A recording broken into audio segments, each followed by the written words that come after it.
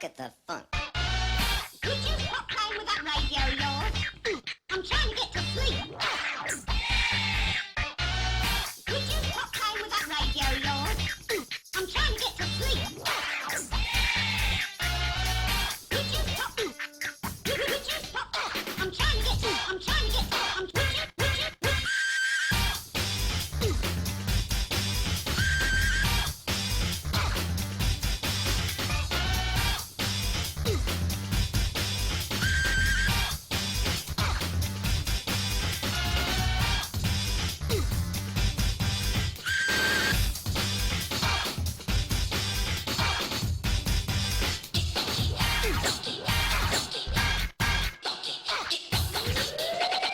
This is most disturbing.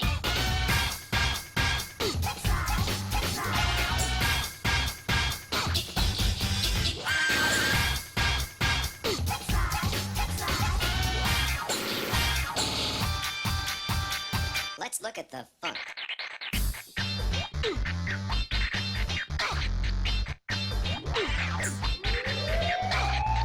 Could you stop playing with that radio of yours? Could you stop playing with that radio of yours? I'm trying to get to sleep. I'm trying to get to sleep. Playing with that.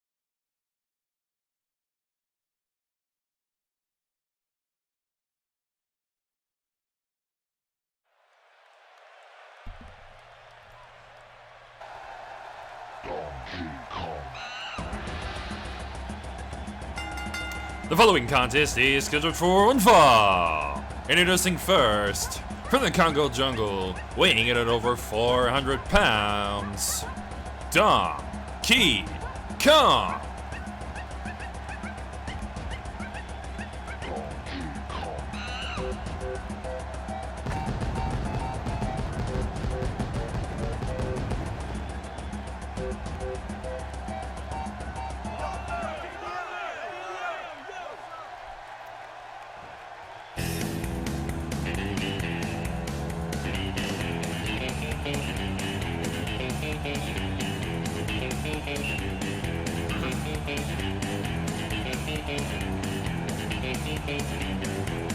And his opponent, from Queensland, Australia, weighing in at 185 pounds, the Crocodile Hunter, Steve Irwin.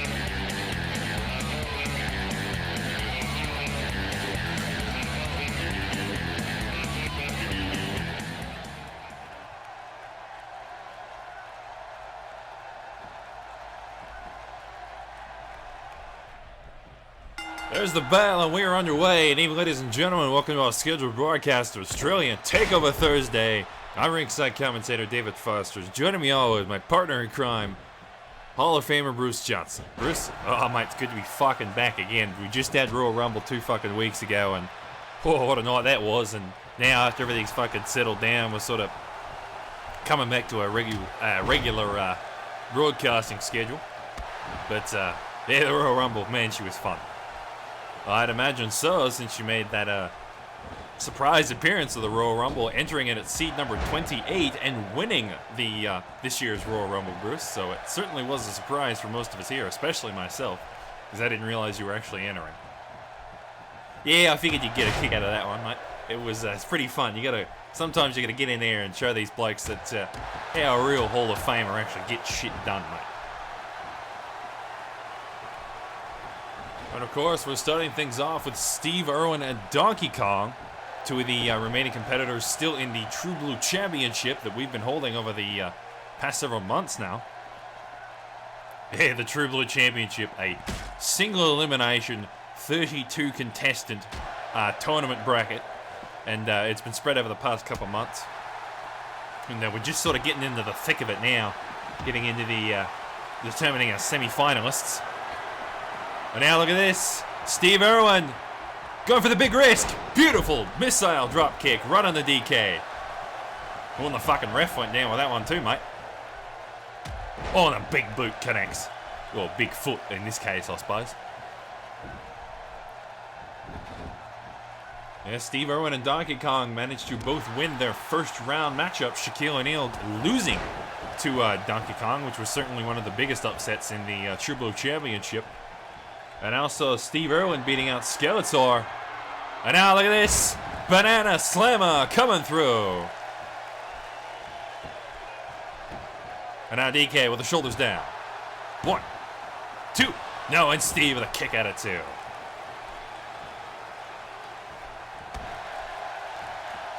You've already determined some of our semi-finalists on the other half of the bracket. Senator Armstrong's made it through. Shaggy has made it through. Not to mention Vladimir Putin and Hank Hill. Now we've got to decide who's on the other side of the fucking bracket. We've got Steve Irwin and DK here tonight. And I think tomorrow night we've got Leon the Crusader going up against his opponent.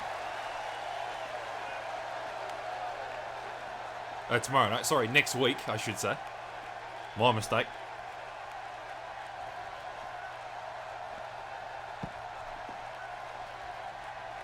Of course, both of these competitors, definitely people you don't want to underestimate. Steve Irwin, a former 2-time Kunduo champion. DK, also a first ever Boomerang champion. However, he has not held on to the championship since then. But he had, as we mentioned, he did beat Shaquille O'Neal, the 3-time former Boomerang champion, so he certainly has that to live up to. Yeah, DK's got a bit of a history of pulling upsets in fucking tournaments. I remember way back in last year's King of the Ring, back at Night of Champions, DK beat out fucking Dusty White in the first round. That shit was pretty funny back then.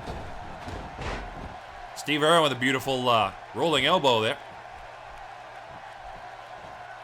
And now, speaking of elbows, Dingo Bomber rolling through, shoulders down. 1, 2. No, a 2.5, and DK gets the kick out.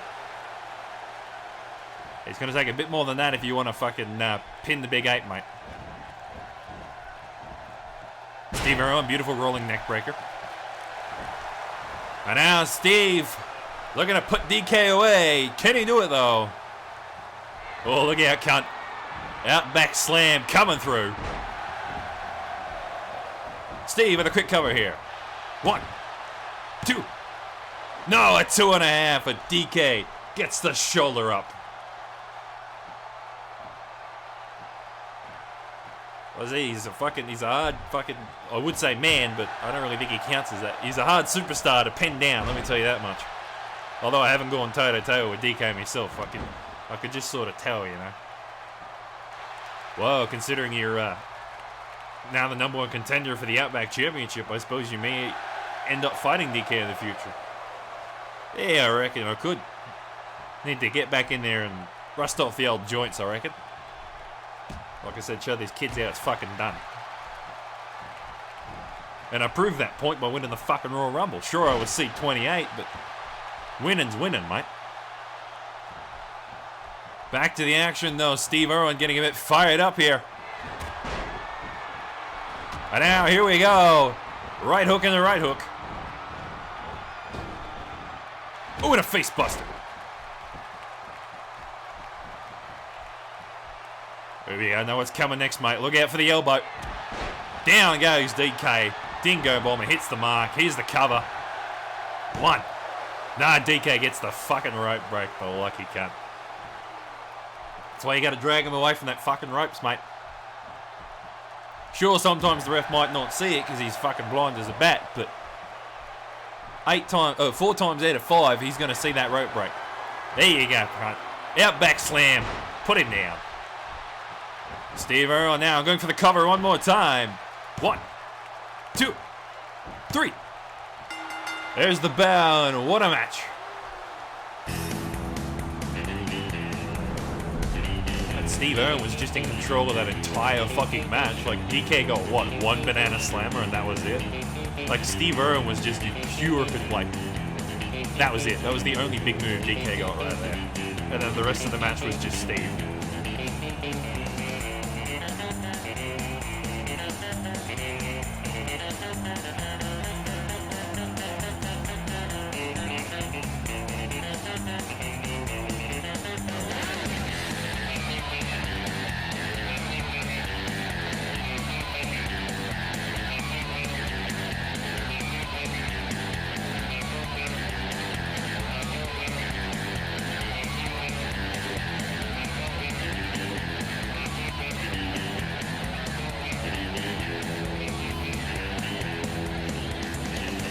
Fair dinkum, mate.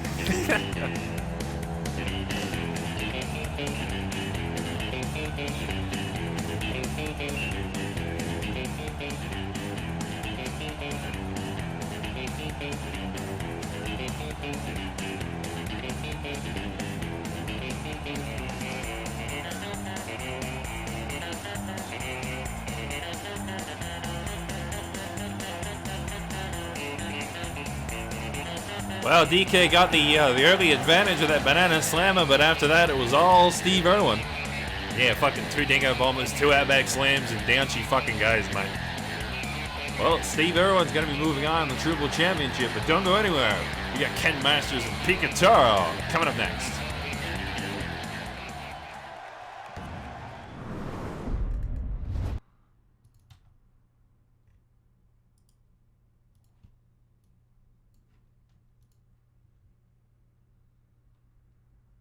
Not entirely wrong. I mean, there's not many animals in ATT, actually. There's DK and Bubsy, and I think that's really about it. Hang on. I've got the roster sitting here in front of me. Bubsy, DK... Oh.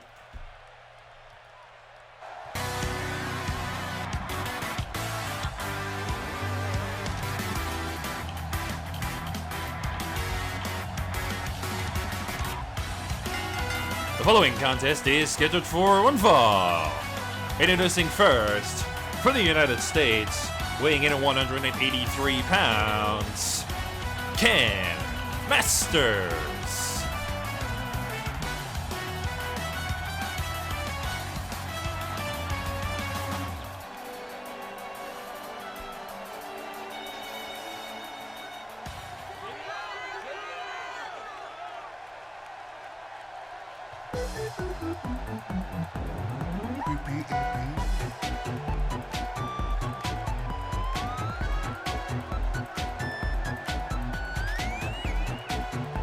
And his opponent, from Imori, Japan, weighing in at 118 pounds, Pico Toro.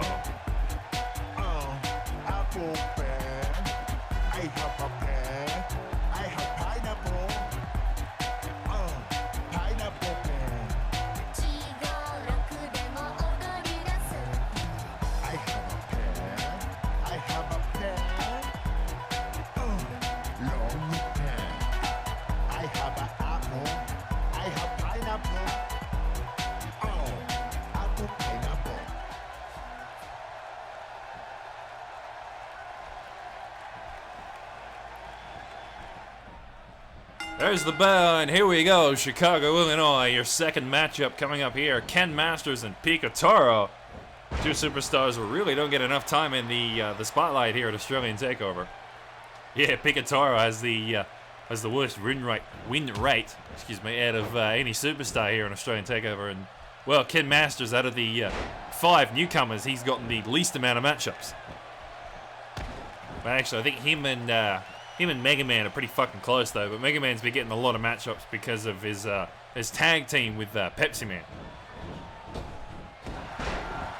Ken Masters, of course, one of 2, the only Season 2 newcomers to not win a championship belt yet. The other one, of course, being Silent Snake.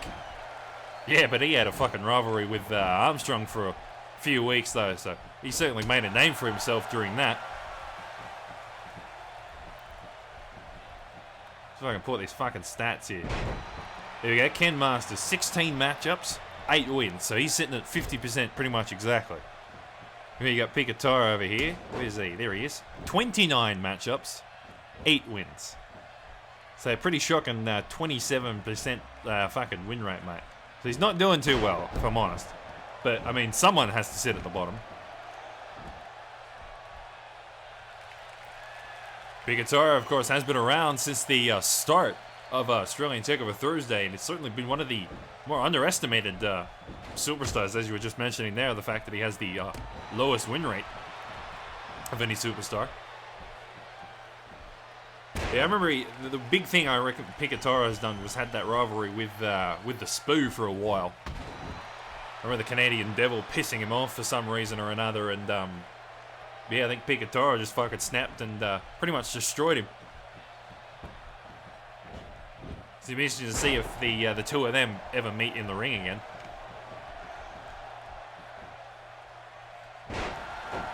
Now, of course, Ken Masters and Pikatara are looking to prove their strengths against each other. Pikatara almost getting a 3 count there. Ken kicking out in the nick of time. You reckon Pikatara has done a bit better for himself since the big reform of all the special moves way back at, I think it was TLC or a bit earlier before that last year, when sort of everybody got put through the grinding gears and said, like, look, we're going to change your big moves, so pick something else. And Pikatara's got those 2 big corner moves of Pen Pineapple and Apple Pen, I think they're called. One where he's in the corner and the other one where his opponent's in the corner. And of course he's got that, he's still got his classic Dragon Rana, I believe. Sorry, Far Eastern Driver. My mistake. And then you got fucking Ken Masters, which, well, everybody knows his moves, because he's been around since, you know, the early days of Street Fighter and what have you. The fucking Shoryukens and the Tornado Whirlwind leg.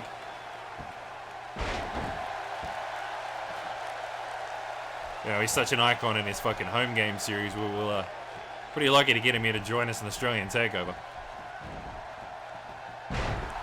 For rolling neckbreaker there by Ken.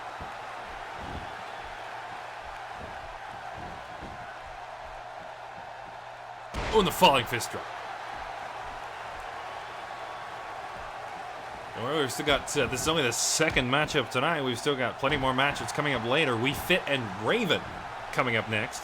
And of course, the Terminator and Duke Nukem going head-to-head. And for our True Blue Championship. Oh yeah, I've totally forgot a fucking matchup was tonight, huh?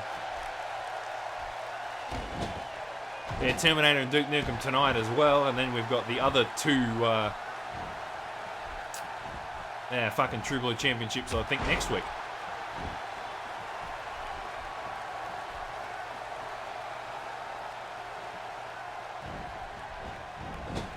Ken getting put in the corner here, not somewhere you want to be. And here's why. Apple Pen hitting the mark. I'm pretty sure that's Apple Pen, but Ken still to his feet. Look at this. Oh, Tornado Whirlwind leg firing right back on Pikatara. 1, 2, 3.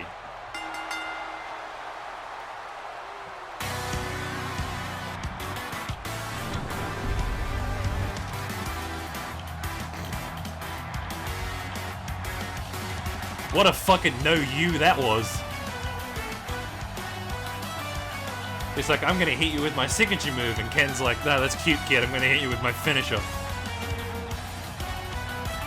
The ultimate fucking no-you.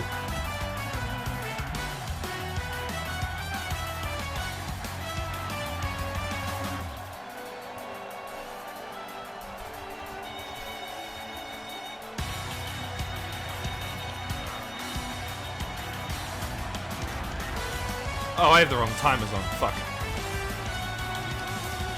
Cam with a strong victory there over Picataro. One of many more to come, I'd assume. Picataro, unfortunately, getting an even lower win rate now. Don't go anywhere, though. We got Divas action coming up next.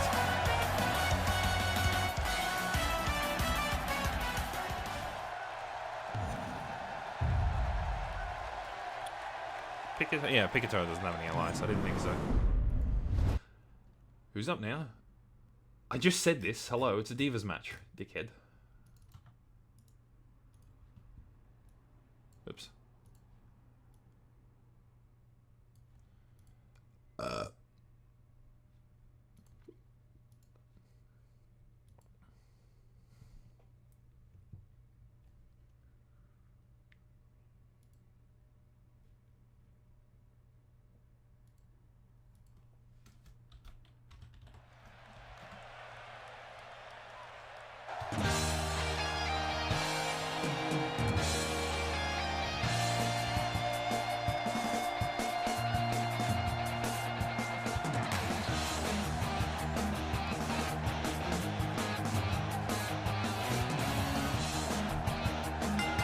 The following Divas match is scheduled for one fall. Introducing first, from Tokyo, Japan, We Fit Trainer.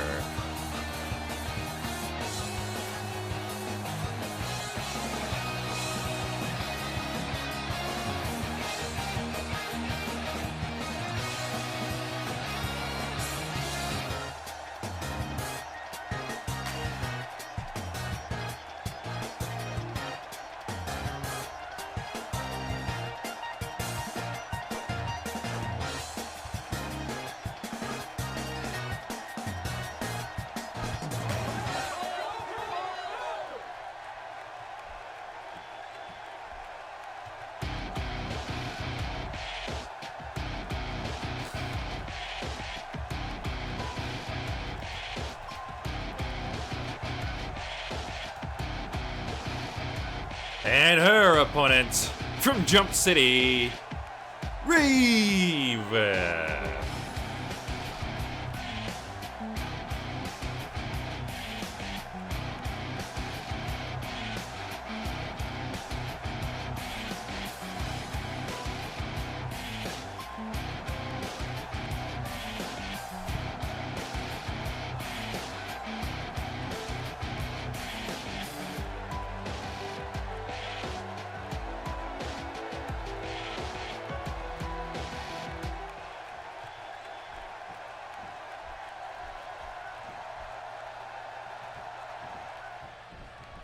And here we go, the third matchup is underway. Classic Divas action. We Fit and Raven going head-to-head here tonight. For a pumped-up crowd here in Chicago, Illinois.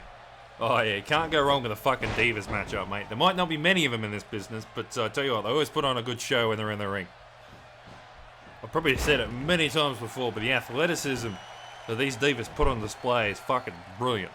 Or Divas, Sheilas, whatever you want to call them. Big slap there from We Fit.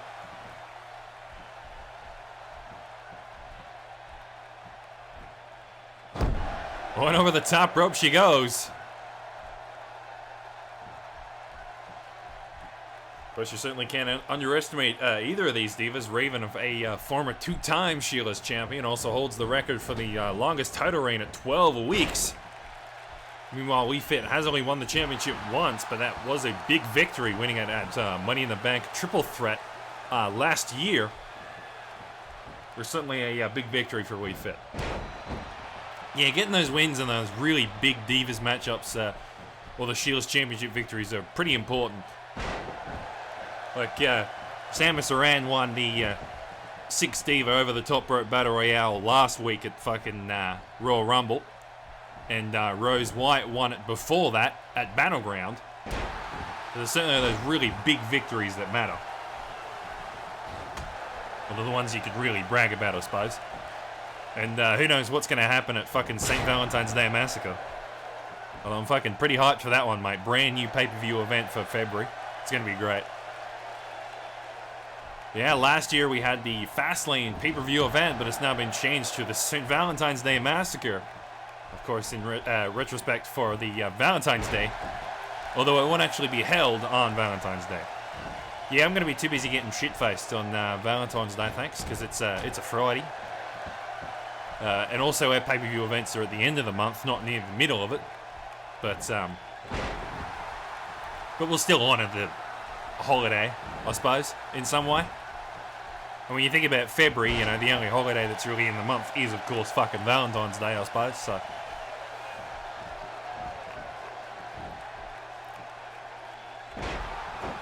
And also, speaking of, I believe Dusty White's birthday is actually on the same day as Valentine's Day.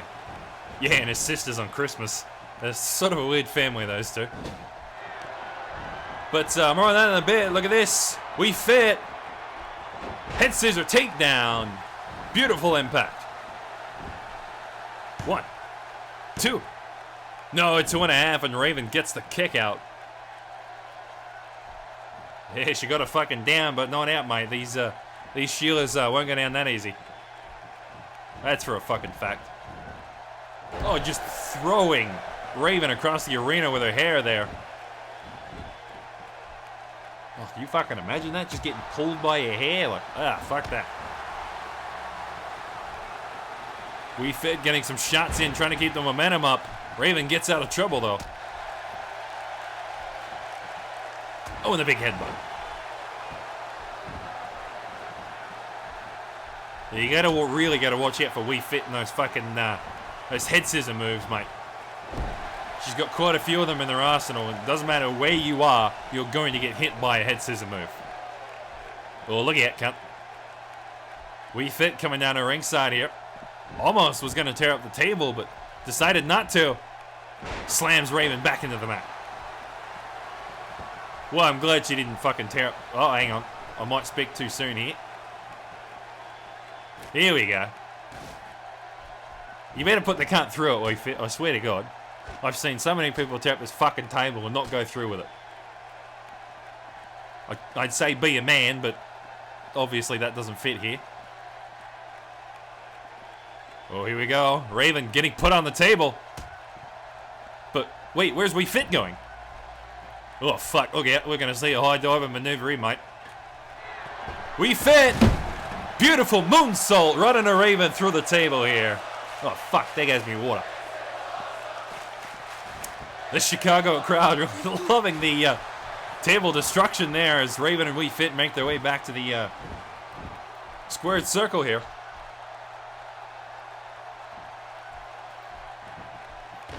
I had to pick up me fucking water, mate. Dumb cunt, like I knocked it all the way over there. But yeah, Raven still somehow standing after all that, surprisingly. But We Fit trying to stick it into it. Not going to get real far, though. Raven with the package drop.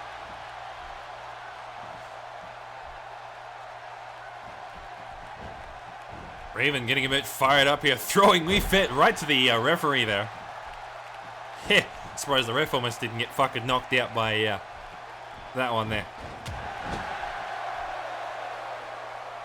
We Fit getting pushed into the corner. Not going to stay there for long, though. Quick suplex by Raven.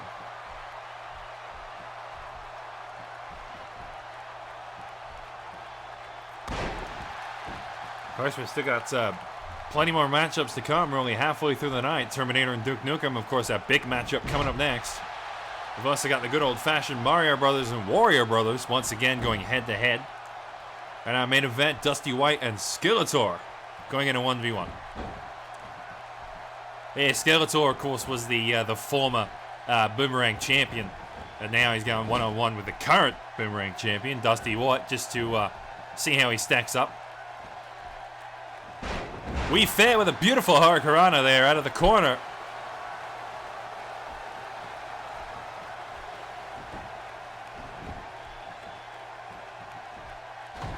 Now We Fit slowly picking apart Raven here. If you want to go for anything on a diva, though, your best bet's going for the legs. Now look at that, powerful legs, fucking head scissor DDT right there, mate. The legs of any Sheila is one you got to watch out for. We Fit with a cover. 1, 2, 3. There's the bell, and that's the matchup.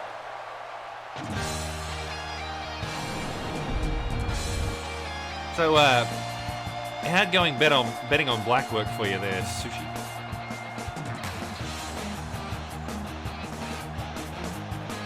Although I do agree, you should always bet on black. And how does it go in? Always bet on black. Yeah. Speaking of black, actually, fucking Duke Nukem's in this one. And that might not make sense, but trust me, it will when you see him.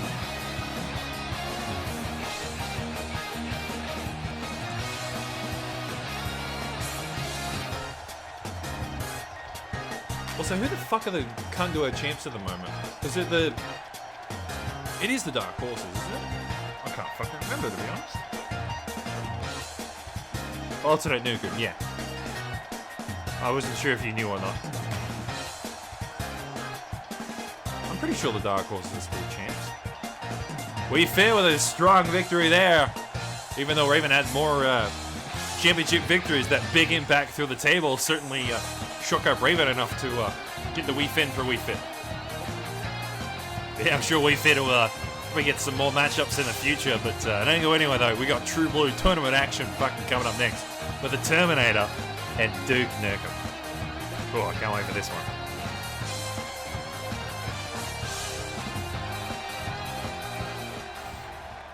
Fucking Divas celebrate for so fucking long, dude.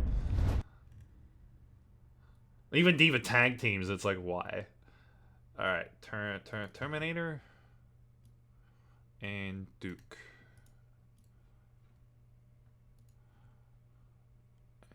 Betting. Oh, really, in a way, they're both kind of black because Terminator wears all fucking leather. And Duke Nukem is Dark Nukem, so...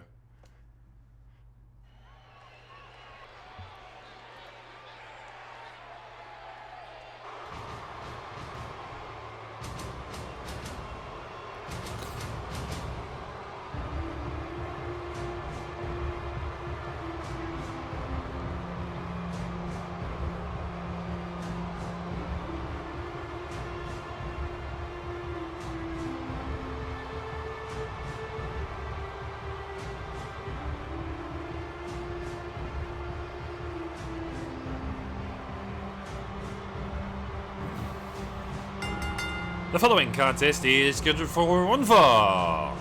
Introducing first, from parts unknown, the Terminator.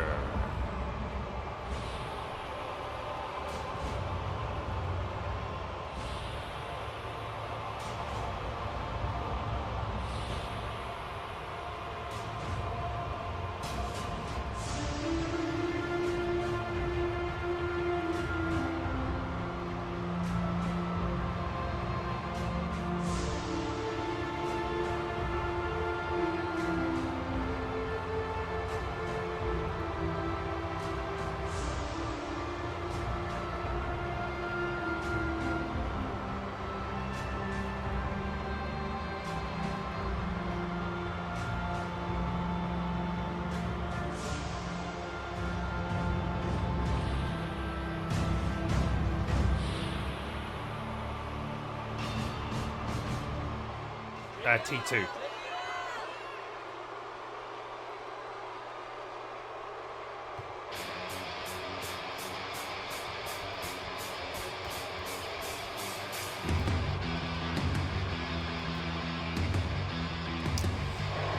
And his opponent from Los Angeles, California, weighing in at 268 pounds. He is one half of the Kundua champions, Duke Nukem.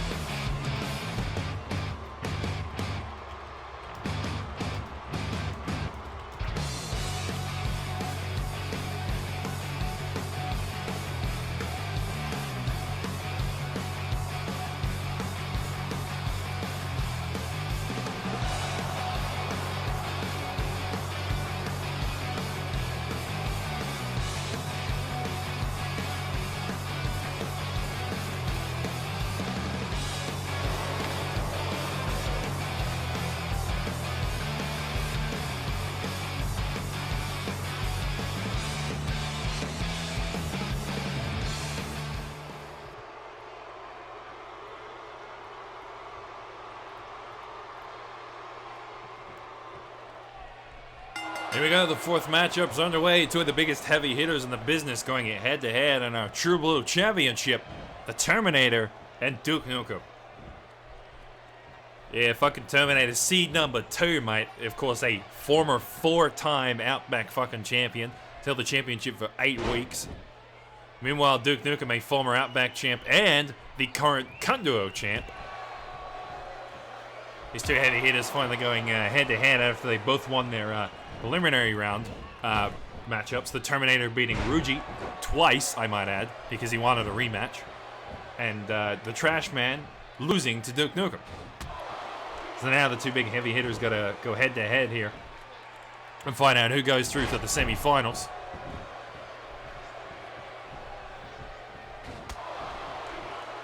Yeah, both the Terminator and Duke Nukem have been around since the start of Australian Takeover. However, Duke Nukem didn't win any championships in his first year here. His first championship victory was back at Battleground with a 6-man Elimination Chamber matchup for the Outback Championship. Yeah, I think Duke has been in this business since the start, and he didn't really start getting championship victories until this year. Well, this season, I should say. Not this year, because it's actually 2020. And he also formed the fucking Dark Horses back in WrestleMania, or around WrestleMania of the first season. And that's when he started to sort of really pick up traction with his new tag team partner, fucking Gummy John. Gummy John yet also to win any singles titles, but he did win the Cunt Duo Championship with Duke Nukem, putting his total victories up to 3. His 2 in the time of the Stream Team and the 1 in the Dark Horses. Yeah, which equals him with victories with the fucking Team Fabulous at 3 Cunt Duo victories apiece. So now we've got a tag team and a single person that both have 3 wins, which is interesting to me. But then again, I think Gummy John's the only cunt that's been in 2 separate tag teams. I don't think we have anyone else that wasn't a tag team into a different tag team. So nobody else can really contest for the record of holding a championship in 2 different tag teams, mate. Although quite a few superstars have multiple titles, Duke Nukem, of course, being one of them, winning the Outback and Cunt Duo Championship. Dusty White won both the Boomerang and the Outback Championship multiple times. Pepsi Man, Parf Marf, and Super Mario, all winners of both the Boomerang Championships and the Cunt Duo Championship. Yeah, quite a few multi-championship winners, but nobody's won all 3 just quite yet. Duke going for a cover. He gets a 1 count. Although Duke could win the Boomerang Championship, though. Big fucking clothesline from Terminator. Just leveled the cunt.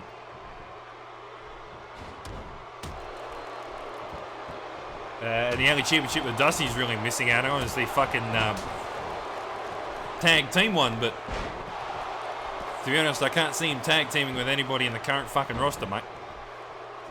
Because, well, if I could picture it, I think he would have partnered with them already. I'm sure Dusty White looking for the all 3 titles, but he'll have to find a tag partner until then. But right now, Terminator clawing down onto the Duke Nukem here.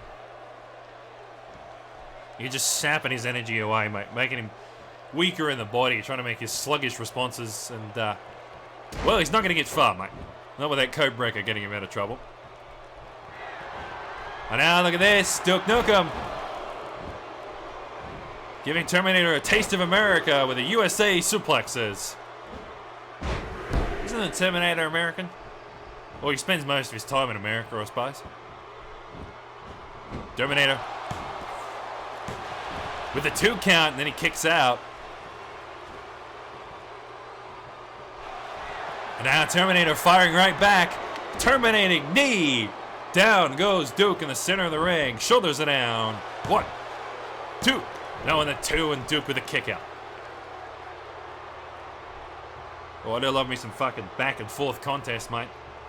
You know, Duke tried to hit him with the suplexes, and Terminator fired right back with that knee, mate. And again with a big fucking clothesline. The thing with Terminator, though, is he's not just upper body strength. You know, he's got those fucking legs that are pretty deadly as well. Oh, look at the big fucking flapjack. 268 pounds just going face first into the mat. Duke Nukem with a quick reversal, and down goes Terminator down the ringside here in front of us.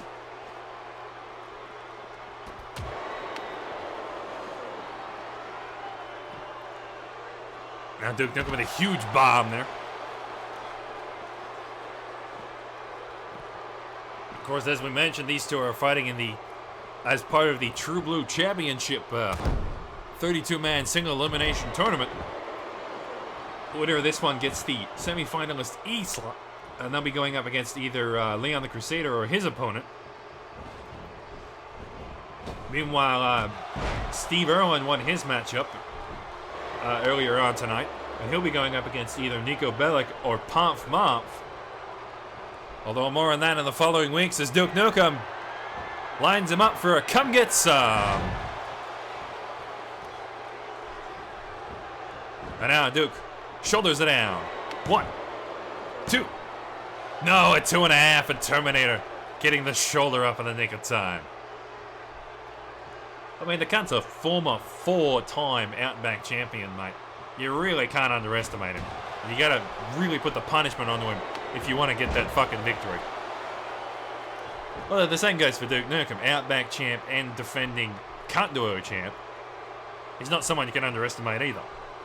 Even though Duke Nukem didn't place very high in the seedings, he only landed at fucking number 18, but that was mostly due to his fucking win rate more than anything else.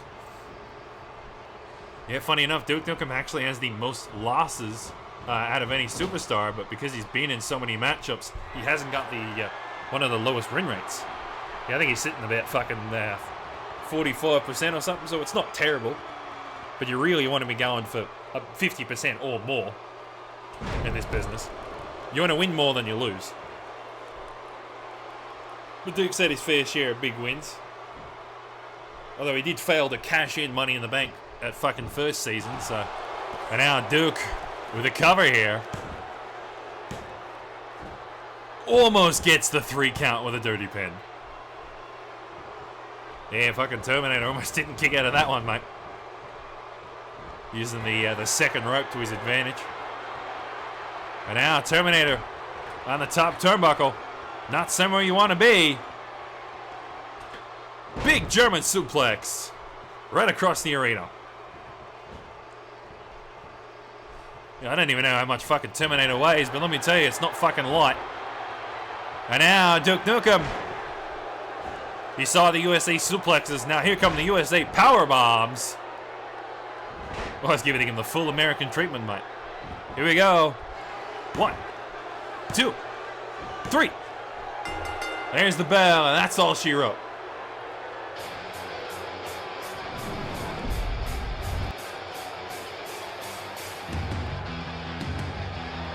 I told you to bet on black.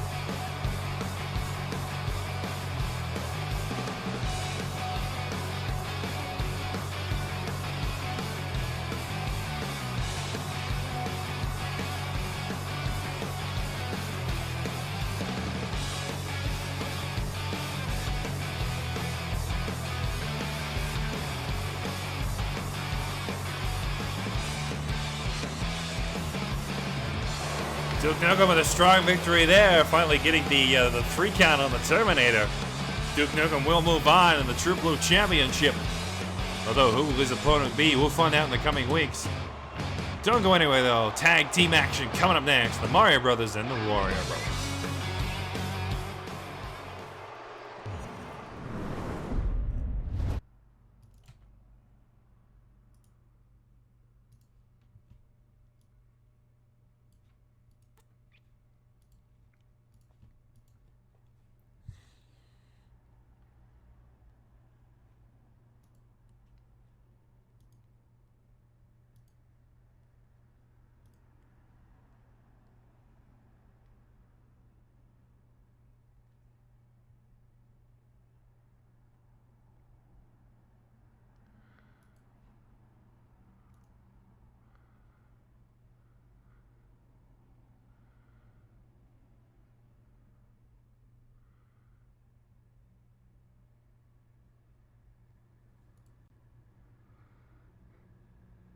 For a second there, I thought I didn't start the betting. I'm like, oh shit, but no, I did. Here we go again, huh? I always seem to fall back on this one when I need a rivalry. I didn't want to use up all my championships, because I didn't want to start one for the Outback Championship rivalry, and I just had one for the Tag Team one, and I don't want to start one for the Sheila's Championship, because there's no need. Because the current champ's fucking Samus, so it's like, who the fuck am I going to start a rivalry for her for? I suppose I could with, like, Daisy or something.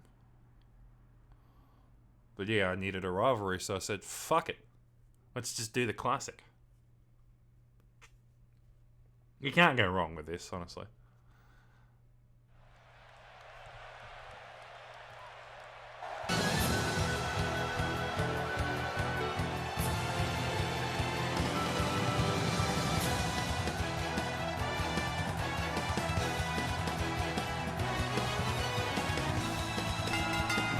The following tag team match is scheduled for one fall. Introducing first, from the Mushroom Kingdom, with a combined weight of 392 pounds, Mario and Luigi, the Mario Brothers.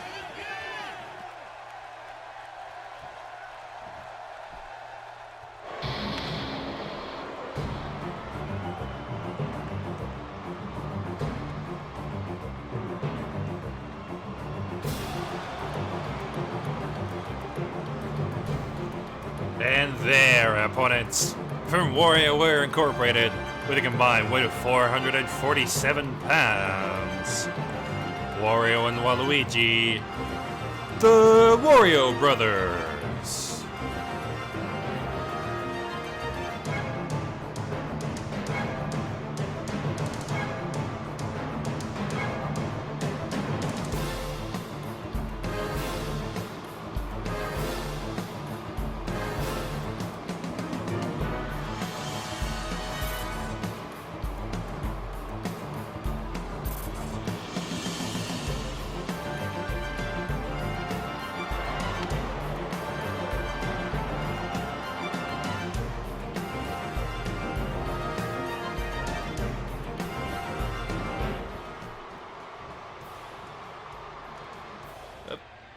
Stop.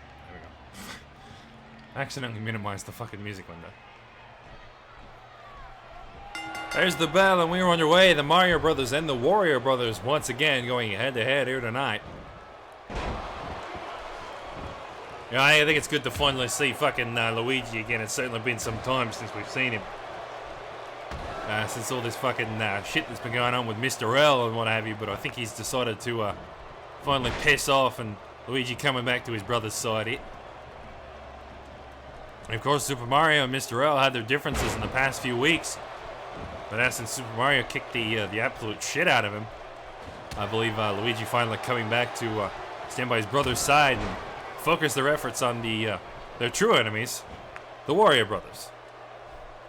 You want to talk about classic rivalries in a fucking Australian Takeover Thursday, you don't look much further than these four right here, Mario Brothers and the Wario Brothers. A rivalry that's been around since the very start of Australian Takeover. I remember when we first started this business, we had 3 rivalries going on at that time. We had Rugy and fucking Gummy John. We had Donkey Kong and Bubsy. And then we had these guys. Those were the 3 first ever rivalries in this business, and probably 3 I don't think I'll forget. And the other one that's really come back a lot is these two. DK and Bubsy have had their moments. I remember in last season's Eliminator series. We had a 6-man elimination tag team match between Bubsy's team and DK's team. And that was certainly fun to watch.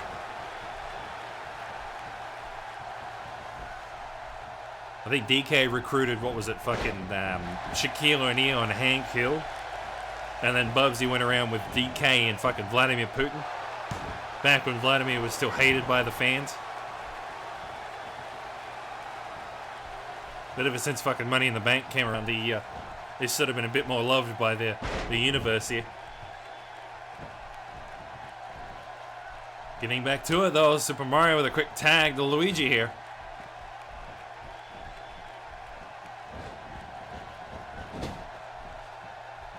Luigi down to the ring with Wario here.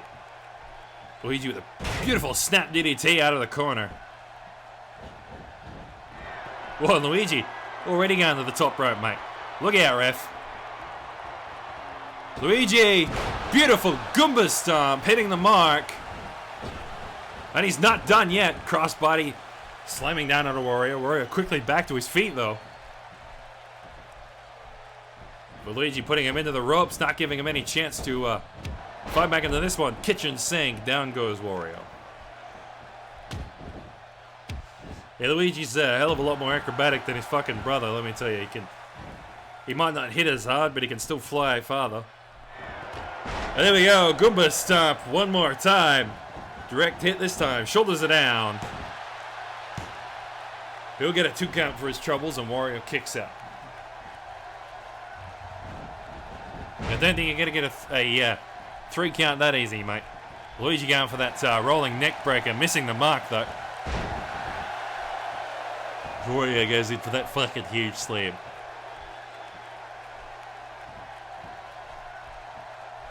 Wario making a much-needed tag to Waluigi here. Yeah, he took a few hits in there, mate, so definitely needs some time to sort of fucking rest up. Especially from that double fucking Goomba stomp, mate. Oh, that big backbreaker there.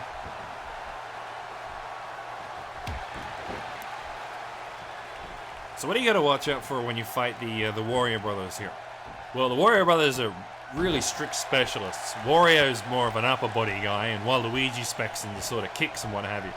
You know, Wario's got that big WarioWare slam where he just fucking picks you up and yeets you. But then you got Waluigi with his fucking super kicks. And the wide drop as well. That uses his legs quite a lot. Wario as well, he's got that fucking Wario whack, which can hit you out of nowhere. The Wario waft, which is a bit of a problem if you're in the corner. It's certainly not a fucking pretty sight, mate, let me tell you. And then you got the Mario Brothers, who are sort of a bit more well-rounded. You know, they both use Goomba Stomps, they both use Super Scoop Slams. But the difference between the two comes in their finishes. Luigi's got the good old backpack stunner and the fucking green missile. Well, his brother Mario's just got the fucking hammer drop with the 2 variations. Speaking of, Mario now getting tagged in here. And he goes for the Goomba Stomp and hits the mark. Mario with a quick cover. 1. No, 1.5 count as Waluigi kicks out.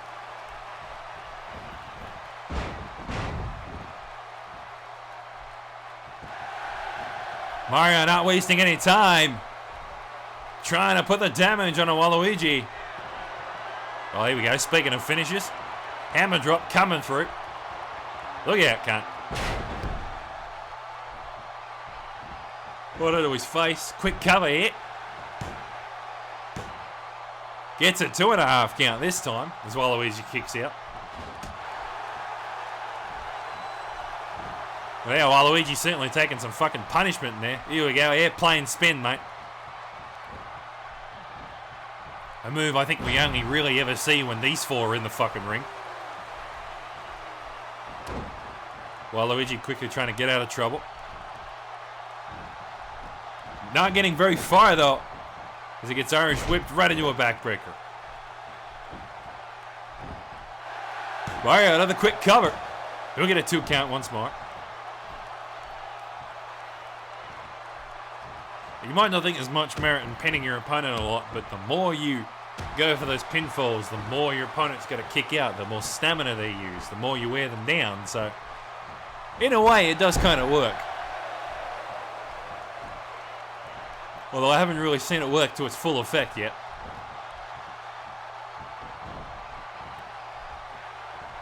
Mario now lining up for the butterfly suplex there. Couldn't think of the move name. Even though that's me fucking job. And now Mario once again going for a pinfall. He'll get a 2 count as Wario breaks up the fall.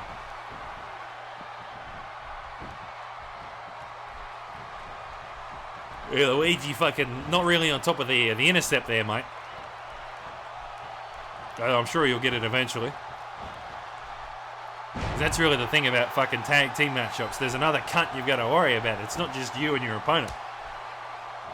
You both got one other guy that's in the ring with you. Or in the arena, I should say.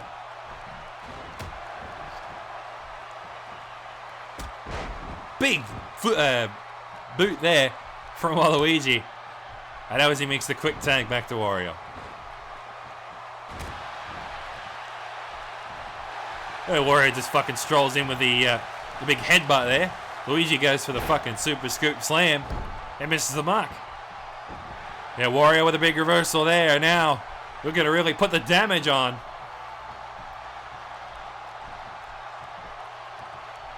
Wario with a WarioWare slam.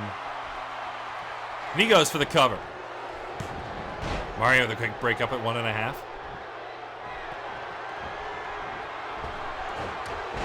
Wario not done yet.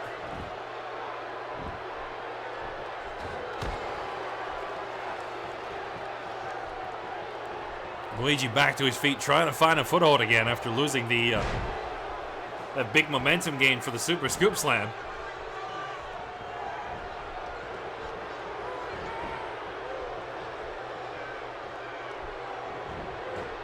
Luigi trying to go for that big crossbody, missing the mark. And again, I think he's trying to set up a fucking combination, but I don't think he can quite hit it though. Well, I think he's given up on it, and he's just going to throw Wario into the fucking corner. There we go, tag team move. Mario Brothers, beautiful clothesline elbow. Mario going out onto the apron here. Trying to go for a springboard maneuver. Waluigi not going to let him though.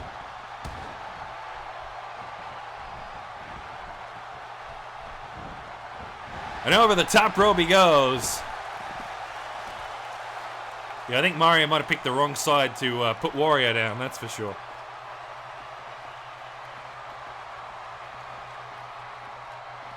Mario trying to set up something into the corner here. Just punching away into the barricades.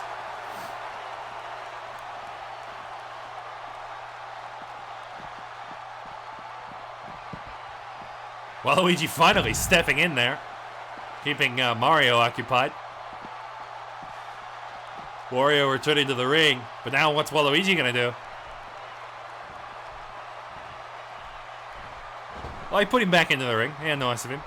Wario also came back out, resetting the count anyway, so I thought they were going to go for a count-out victory, but hey, I guess not. Big suplex throw there from Wario, just tossing Mario across the arena. Wario now makes the quick tag back to Waluigi. And Waluigi with a beautiful wah drop there, running on Super Mario. Shoulders it down. 1, 2. Now on the 2 count, and Mario kicks out.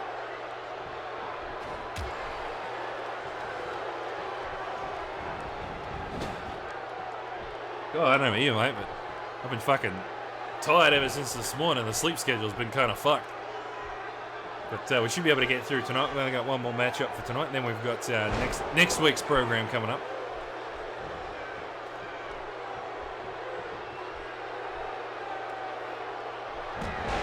And now Waluigi, look at this.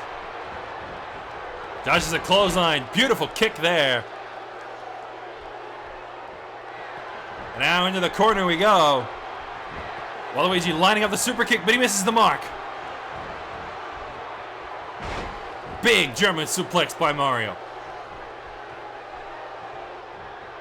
Oh, poor Waluigi fucking missing his mark on that fucking super kick. And that makes the quick tag back to Wario.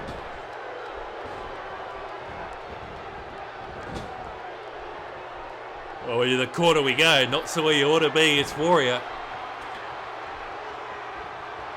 Oh, he's putting him on the top turnbuckle though. That's not something I was expecting. Oh, look out. Oh, big slam there.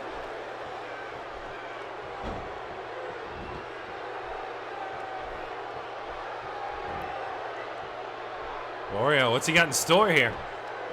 Going for the pinfall. 1, 2, 3. No, not quite a 3 count. Luigi just kicking out in the nick of time. Luigi trying to put Wario in the corner. Quick reversal there. Big backbreaker follows up.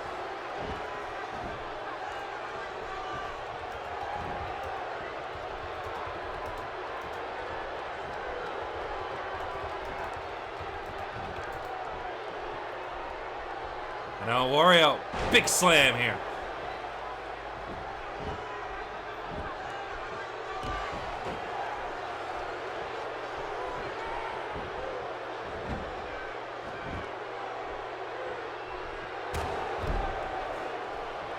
Of course, we've still got our main event coming up next of Dusty White and Skeletor going one-on-one later tonight.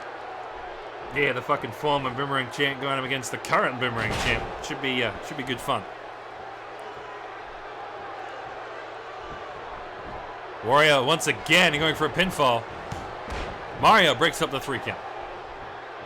Well, to be fair, fucking Waluigi had to go like more than halfway across the arena just to break it up. You know, Mario was just right in fucking front of him.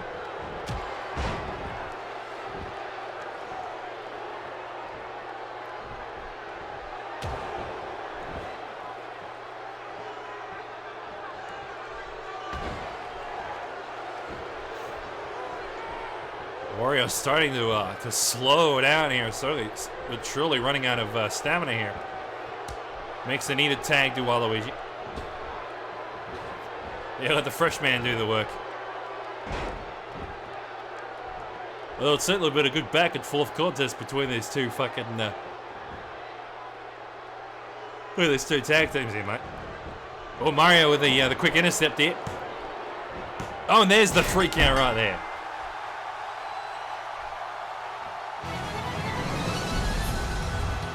Oh, fuck, finally. I was falling asleep during that one. I was kind of hoping there'd be rivalry shit happening, but I guess not. The game hates me.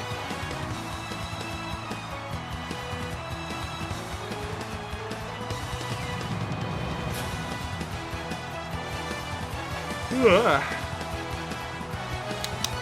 Ugh.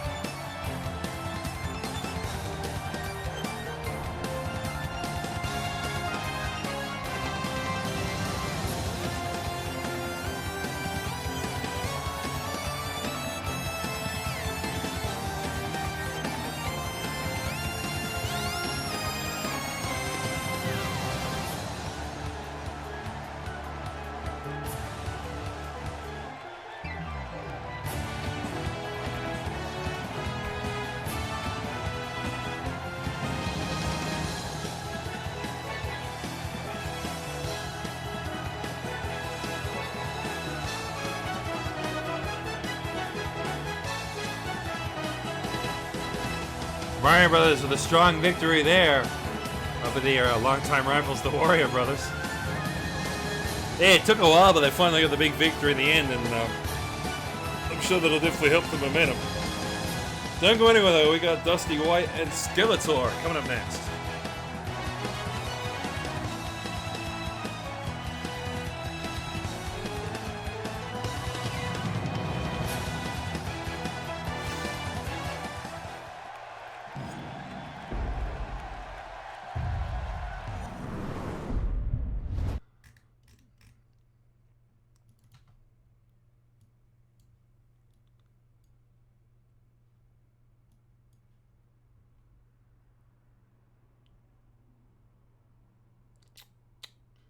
Where the fuck is Skeletor? There he is. Couldn't find his fucking theme.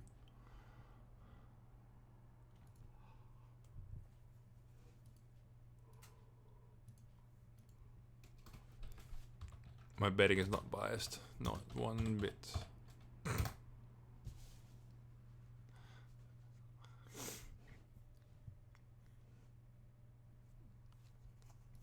Although something might happen, something might not happen.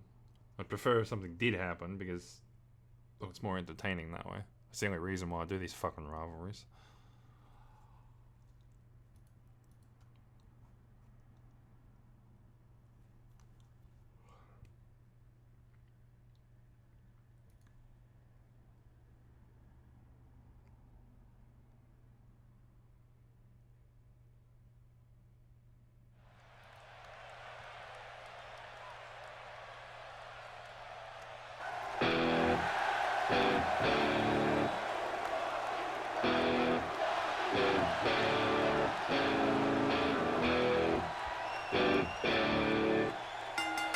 The following contest is scheduled for one fall. Introducing first, from Outback, Australia, weighing in at 232 pounds. He is the Outback champion, Dusty White.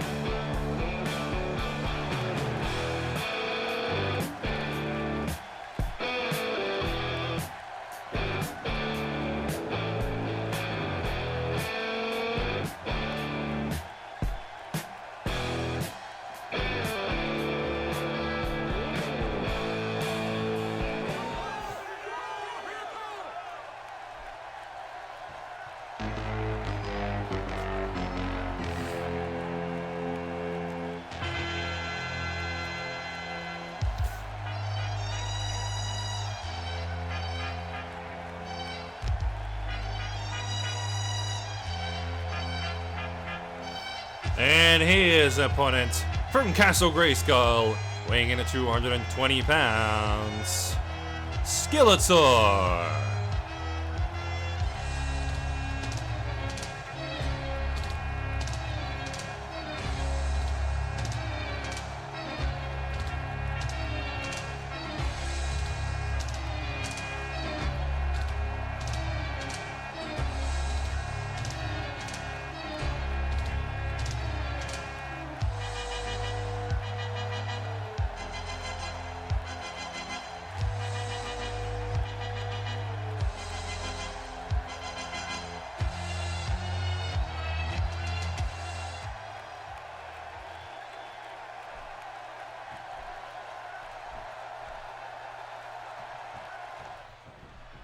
There's the bell, and we are underway for a main event tonight. Dusty White and Skeletor going head-to-head here tonight for Australian Takeover Thursday. Yeah, the fucking Boomerang champ and former Boomerang champ going head-to-head. Skeletor sort of trying to prove a point that he could probably beat Dusty White in a 1v1 matchup, and well, Dusty disagreed, obviously, so here we are.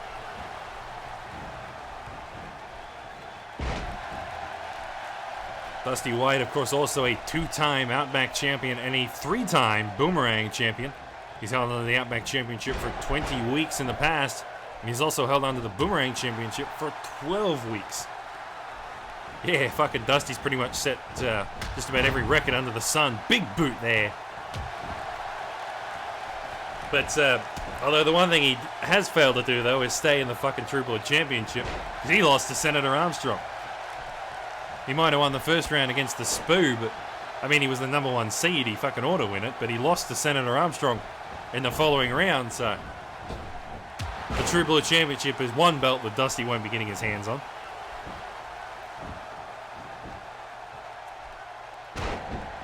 And the only top-seeded competitor that is still... Actually, the Terminator just got eliminated, funny enough, so I actually don't know who's still in. Dusty White got eliminated. Terminator got eliminated.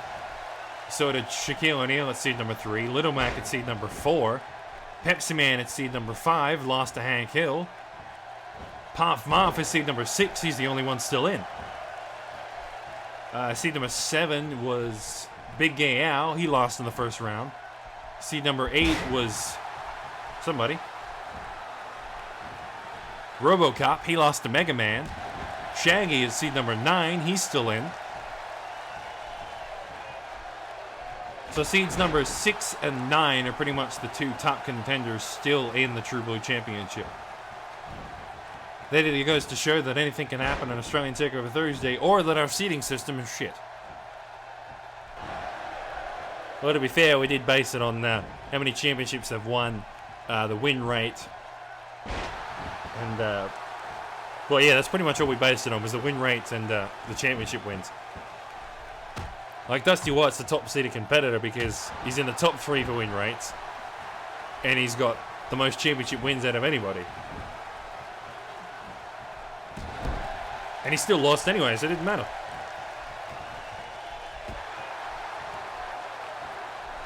Really, you've got to win when it counts, and that's sort of the biggest thing here. Like, sure, you can win 4 matches in a row before a pay-per-view event, but if you don't win that pay-per-view event matchup, it's all for nothing, mate.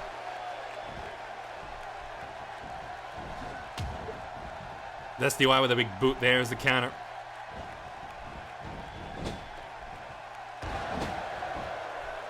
Skeletor in the corner here. Oh, and a big drop kick from Dusty. Skeletor had to sort of quickly get out of the fucking ring there, get away from all those fucking big boots. Fun fact, mate, Skeletor's actually been around since the start of Australian Takeover. Although he hasn't had to deal with shit like that, though. Corner white twister, mate, coming through. Dusty with a cover here. He'll get a 2 count as Skeletor kicks up. But yeah, Skeletor was in our first ever matchup at Australian Takeover Thursday. It was Skeletor versus Ace of Spades, and now look at this. Hell's Gate coming through. Oh, Skeletor firing right back on the champ there. And now he goes for the cover. There's a 2 count. Dusty kicks out.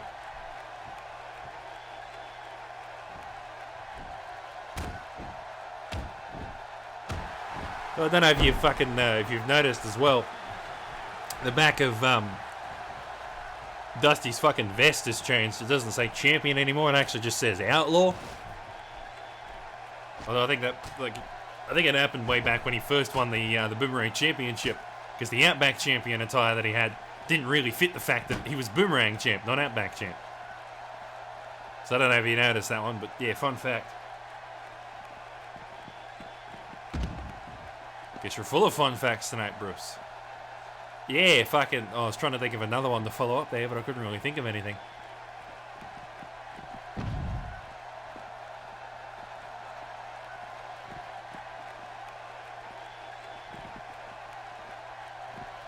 Nope, still can't think of anything. I was trying to think of one in that moment, but no. Anyway, both of the cunts back to the fucking ring here. Oh, never mind. Out he goes. That didn't fucking last long. Dusty I think he's looking to set up something here, but not quite sure what he's going for. Going for the post? He's going for the post. I know what this is, mate. Listen to this. Oh, wait, maybe not. Never mind. You know, you think you know somebody, and then they don't meet your expectations. I thought he was going to go for the skull-crushing big boot there, but yeah, I fucking guess not.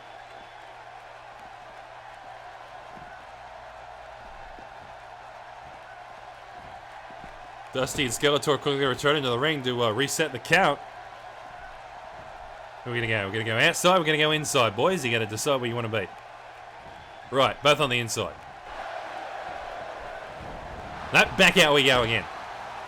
Dusty really wants to fucking put this on the outside, I guess. If this was an Extreme Rules matchup, he'd have all the time in the world, but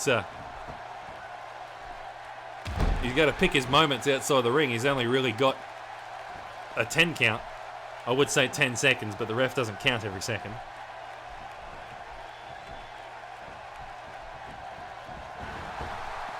Back out again. Right. Where the fuck are we going? And in the ring and out of the ring and in the ring and... Right, under the post again. Here we go. Now he's going to set the cunt up. Oh, look out, mate. Oh, here we go. Skull-crushing big boot. Finally comes through. I knew it was fucking happening. I just didn't know when, apparently. Dusty going to follow up here with a big power bomb.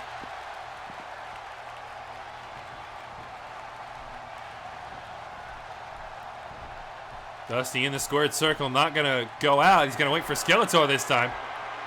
Is Skeletor going to make it back in time? That's the 9 count. Whoa, Skeletor barely fucking makes it back in.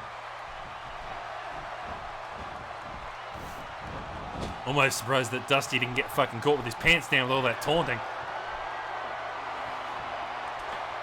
I tell you what, he's definitely in fucking clear control of the matchup now.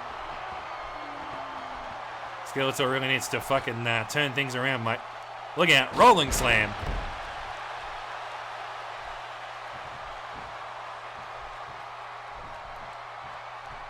Skeletor back to his feet, and now, White Twister.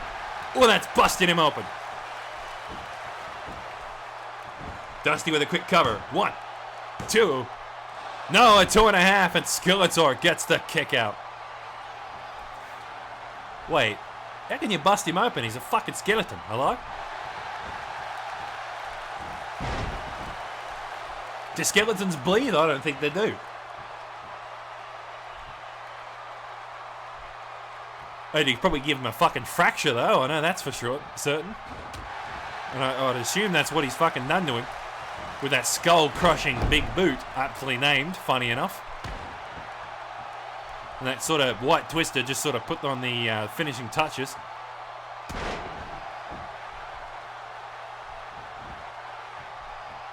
The following knee drop there, Dusty. Looking to put Skeletor away, not getting the opportunity to do so, though.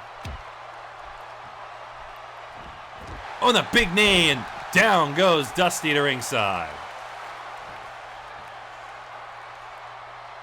Look at Skeletor really reeling from that fucking, those big head attacks. Not really feeling himself. Big stalling suplex.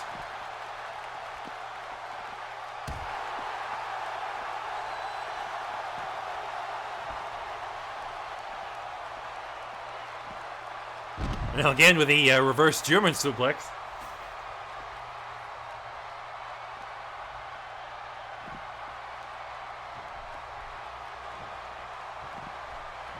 Both competitors now quickly returning to the ring. Skeletor still, you see the minor damage that he's been taking from the big boot, but now look at this, Hell's Gate, one more time.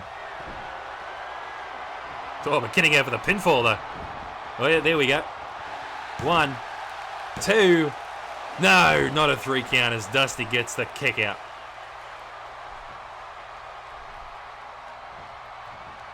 This matchup still could go either way. And now look at this. White Thunderbomb shoulders it down. 1, 2, 3. There's the bell, and that's all she wrote.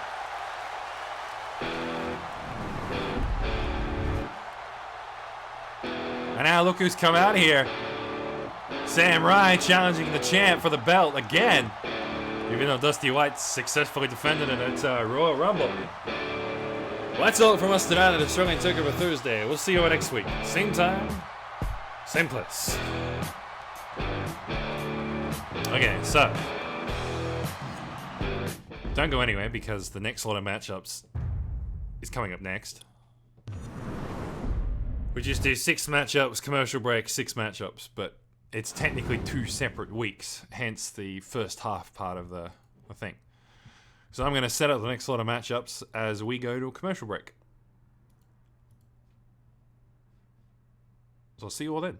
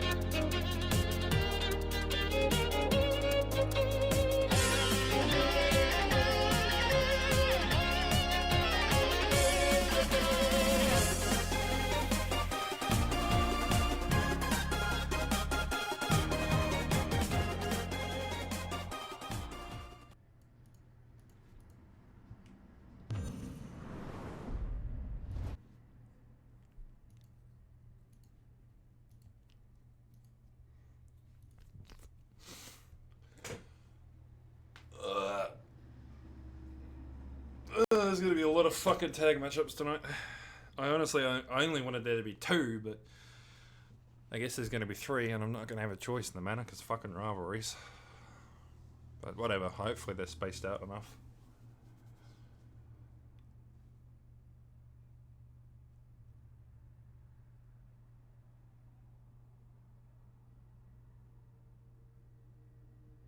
And then again, I'm not having another fucking WWE stream for like another 2 weeks anyway. And then I gotta figure out my schedule, my streaming schedule for like March, because I'm starting a TAFE course. It's like a 1 week every 5 weeks, so hopefully it doesn't throw off my schedule too bad. Oh, wait, fuck.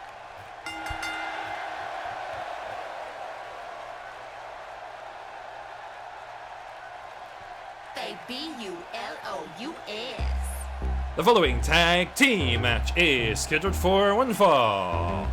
Introducing first, from the United States, with a combined weight of 378 pounds, Ace of Spades and Big Gay Al, Team Fabulous.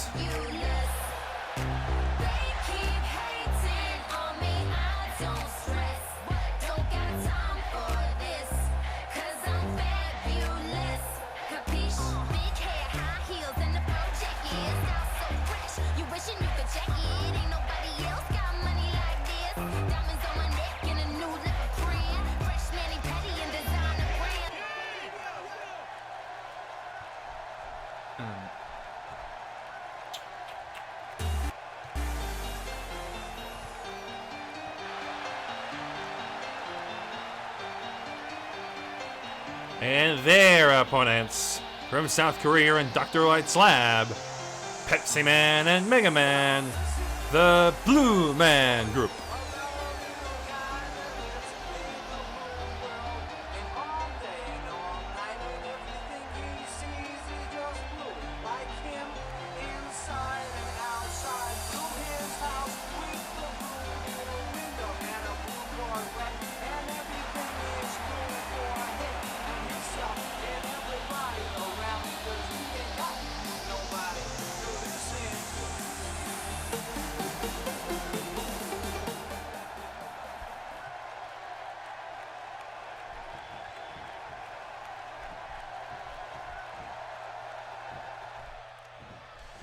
There's the bell, and we're underway. And even, ladies and gentlemen, welcome to our scheduled broadcast of Australian Takeover Thursday. I'm your ringside commentator, David Foster's. Joining me always, Hall of Famer, Bruce Johnson. Hey, how you going? Well, we're now fucking second week into the month away from Royal Rumble, and just about a few weeks away from St. Valentine's Day Massacre, mate. It's interesting to see what happens between, well, now and then, pretty much. We've got a lot of tag team action tonight. Yeah, 3 separate tag team matchups. The first one of 3, of course, the Blue Man Group going up against Team Fabulous. And certainly a lot of top-tier tag teams between these two. Yeah, Team Fabulous, former 3-time Cunt Duo champions and the only tag team to win 3 times. But meanwhile, you've got the Blue Man Group, the sort of newcomers onto the block. Former Cunt Duo champions that held onto the championship for 12 weeks on their first ever championship win. The only other tag team to hold the championship for 12 weeks is the now disbanded Stream Team. So it's certainly an impressive feat, mate. The Dark Horses, though, are looking to match that record of the 12 weeks if they can defend that St. Valentine's Day Massacre. Pepsi Man with a beautiful fist drop there. And not to mention all the cunts in this ring are all top contenders in their own merit. Although, unfortunately, I think all of them have been eliminated from the True Blue Championship. Yeah, Pepsi Man was seed number 5. He managed to beat Bubsy, but lost to Hank Hill. Mega Man, seed number 24, managed to beat RoboCop, lost to Shaggy. Big Gay Al, seed number 7, lost to Leon the Crusader, who we'll be seeing later on tonight. Actually, coming up next, funny enough. And Ace of Spades, seed number 11, losing to Nico Bellic, who we'll see fight Puff Mouth next week. Yeah, so all 4 of these cunts definitely either top contenders, and 3 out of 4 of them, 2 of them made it through their first round, which was both of the Blue Man Group members, and both of Team Fabulous unfortunately fell in the first round. And now a beautiful dropkick combination there from Team Fabulous. Yeah, if the earlier conversation proves anything, it's that Team Fabulous is much better as a team rather than as a singles competition. Neither of them, of course, have won anything with the Boomerang Championship or Outback Championship. Although Big Al has certainly gotten close to the Boomerang Championship a few times. Yeah, Big Al was a contender in numerous 6-man Boomerang Championship matchups. He was, of course, in the Elimination Chamber of Battleground. At Elimination Chamber, I mean. The Elimination Chamber at Battleground was for the Outback Championship. And unfortunately, he couldn't win there. That win belonged to Skeletor, of course, who won the 10-man SummerSlam Royal Rumble, which was his invitation into that matchup. Fucking Skeletor put up a good fight in this year's Royal Rumble, mate. I'll tell you what, it came down to him and me this year. 28 other men, and the only 2 cunts left was the 10-man SummerSlam winner and me. And a Hall of Famer making his first appearance, mate. Definitely 2 of the best cunts that you could have it come down to. Hey, speaking of fucking Mega Man, beautiful hard knuckle there we just saw. Tried to go for the pinfall, Ace kicks out at the 2. And now Mega Man picking apart Ace of Spades as he goes for the tag here. Yeah, fucking ref wouldn't get out of his bloody way. Into the corner we go. Not somewhere you want to be against fucking any of these cunts, let me tell you. Pepsi Man with a beautiful head scissor takedown there. Pepsi Man going for another cover here. Gets a 2 count as well.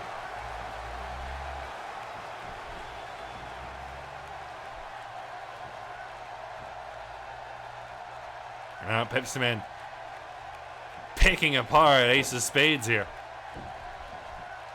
Well, yeah, but if you want to target anything on Ace, you've got to target his fucking legs, mate. That Bud's Bronco Buster and the Lullaby knee aren't certainly anything to scoff at. Pepsi Man trying to set up a combo. Here we go. Mega Man getting tagged in now. Oh, double face buster. Down goes Ace, and now Mega Man, the legal man.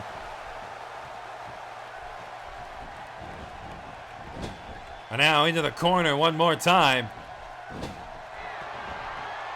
And now Mega Man, look at this. Hang on, where's he going? Where's Ace going? Mega Man lining it up, look at this. Tornado, DDT. Well, the fucking little cunt managed to fit through there. I forgot about that, eh? Funny enough, that was actually shown off in his newcomer trailer, and I think the cunt he used it on was, funny enough, his tag team partner standing there, Pepsi Man. Definitely a fucking great move to show off, but unfortunately at the end of it, he's on the fucking mat, and Ace of Spades is free to tag to his partner. So don't know any gain from all that, except a fuck ton of damage. Oh, Ace quickly tagging back in here. And now one more time, dropkick combo.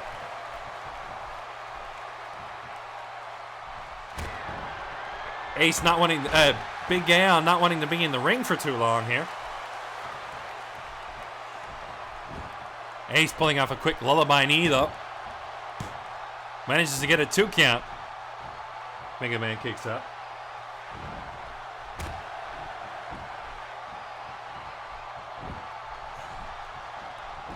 Ace now tagging back to Big Al. Will he stay in the ring this time? Into the corner we go. Yeah, really not somewhere you want to be against fucking Team Fabulous, mate. The Buds, Bronco Buster, and that Train of Pain are something you really got to watch out for.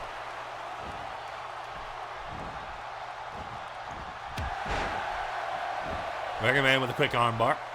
And now he goes for the tag. Yeah, I kind of forget how fucking short Mega Man is compared to Pepsi Man. But goddamn, the dude's only like, what, 5'7". Pepsi Man, what a combination that was. Mega Man stood him on his feet, and Pepsi Man came down with a beautiful crossbody there.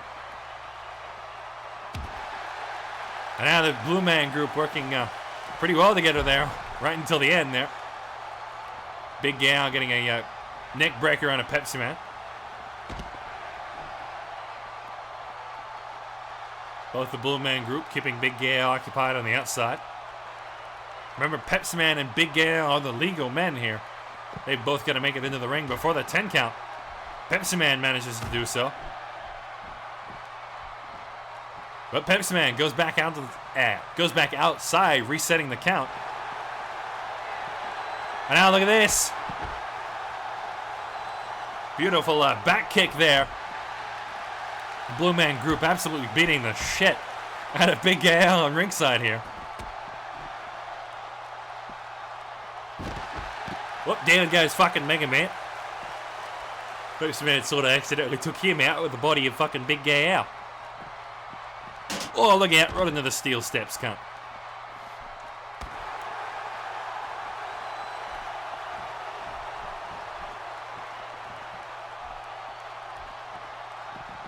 Oh, and again.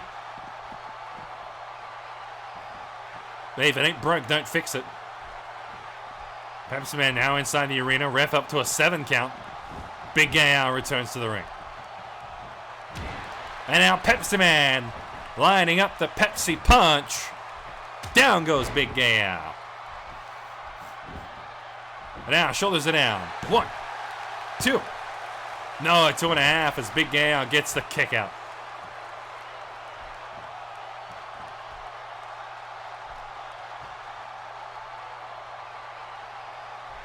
Pepsi Man. Ooh, excuse me. Cranking down onto Big Gal.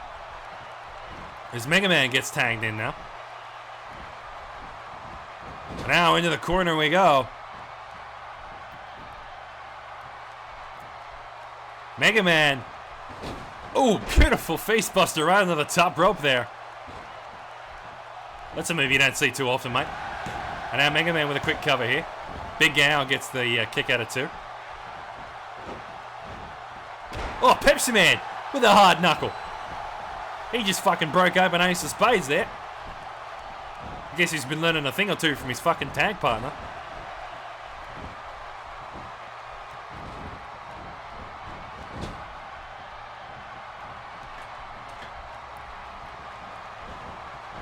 Now Big Gal in the corner here. Beautiful bulldog.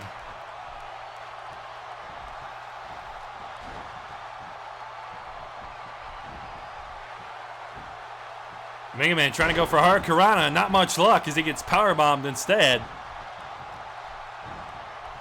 Mega Man quickly back to his feet. Trying to pick a fight with Big Gal. He's going to get Ace of Spades instead. He's got blood streaming down his forehead here. And now Mega Man with a flying clothesline. But Mega Man is not done yet. Beautiful charge kick there.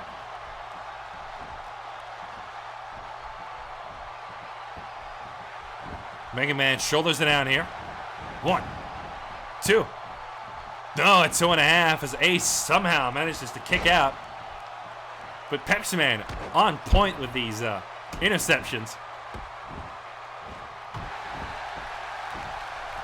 Mega Man's just had free reign with these fucking pinfalls, mate. Because Pepsi Man's just sort of been on point, intercepting his opponent. And now Mega Man, look at this. Setting him up. Beautiful gyro attack there.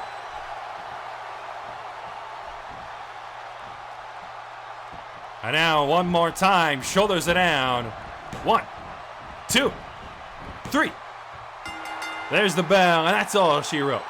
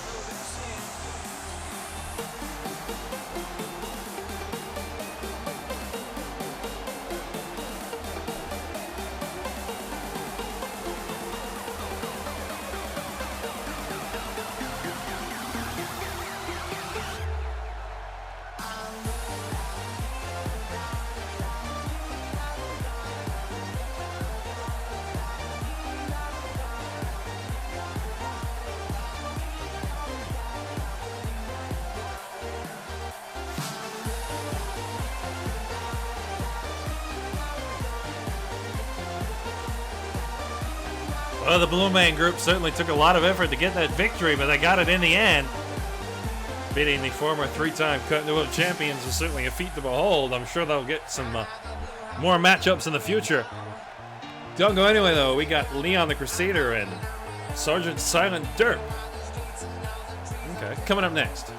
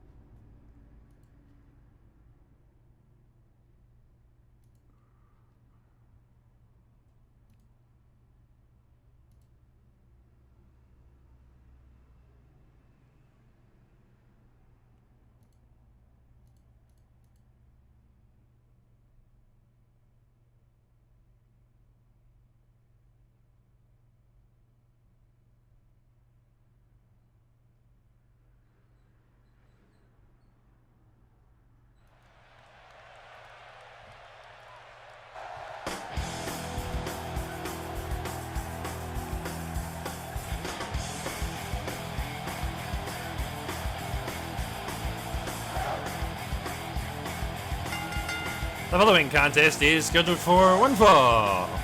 Introducing first, from Lakewood, California, weighing in at 224 pounds, Sergeant Silent Derp.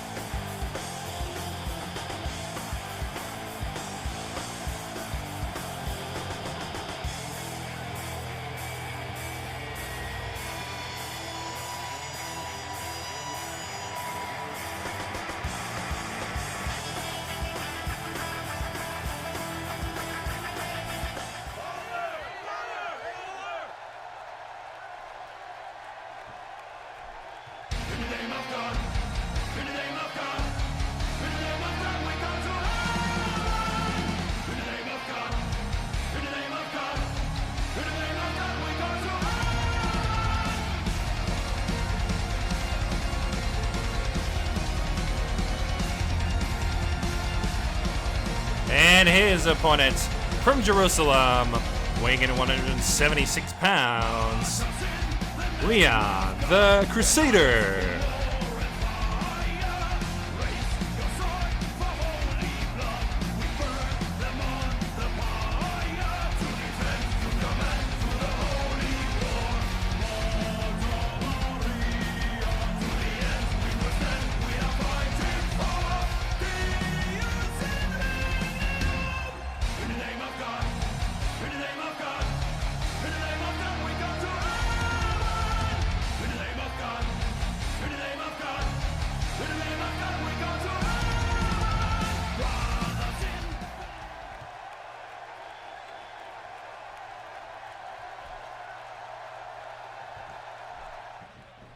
There's the bell. We're on the way for match 2 of Australia's Takeover Thursday here tonight with Sergeant Silent Derp and Leon the Crusader.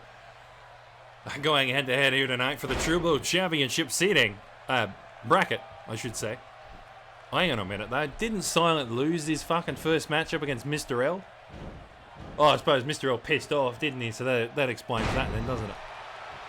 Yeah, because Mr. L no longer is here on the Australian Takeover. Sergeant Silent Derp automatically moves through in his place, and he'll be facing Leon the Crusader here tonight. Although the question is, can he beat Leon the Crusader? A man that beat Big Gay Al, and Big Gay Al is a man that Sergeant Silent Derp fears. Yeah, Sergeant Silent Derp and Big Gay Al have gone fucking head-to-head a few times, and pretty much every time Big Gay Al sort of wiped the floor with him. So Silent Derp was kind of afraid he would have to face him, but nope, he gets to face the other half, which is, of course, Leon the Crusader, who apparently went on this grand crusade against the gays, but didn't do very well. It was more like luster than Donald Trump's fucking Path of Freedom bullshit.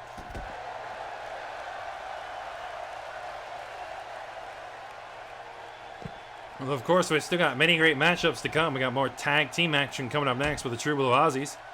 Ken Masters and Picaturo going head-to-head once more. Sam Rye and Dusty White finally picking a fight with each other again. And the Mario Brothers and the Warrior Brothers once again for our main event tonight. Hey, don't ask me how we do the ordering here. It just sort of happens.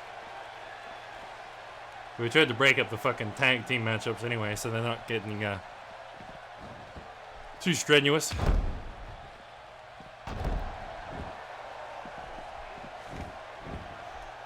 Of course, speaking of the True Blue one, we're pretty much just about through the sorting out all our semi-finalists. We got Senator Armstrong, Shaggy, Vladimir Putin, Hank Hill, Duke Nukem, and Steve Irwin. Now, the winner of this matchup here, they're going to have to fight Duke Nukem in the next round in order to go on to the quarterfinals. And Steve Irwin, well, he's going to fight either Pomp or Sam Rye. And then, of course, Armstrong and Shaggy have to fight each other, and Putin and Hank Hill to decide our 4 quarterfinalists. And then the quarterfinalists will probably fight each other after St. Valentine's Day Massacre to decide the 2 finalists. And, of course, those 2 finalists will be fighting each other for the main event for the True Blue Championship at WrestleMania. Yeah, fucking a tournament bracket that's been a few months in the making. All comes down to just one matchup in the end, but when you really got to think about it, you've got to win, 5 matches in a row if you want to get the True Blue Championship?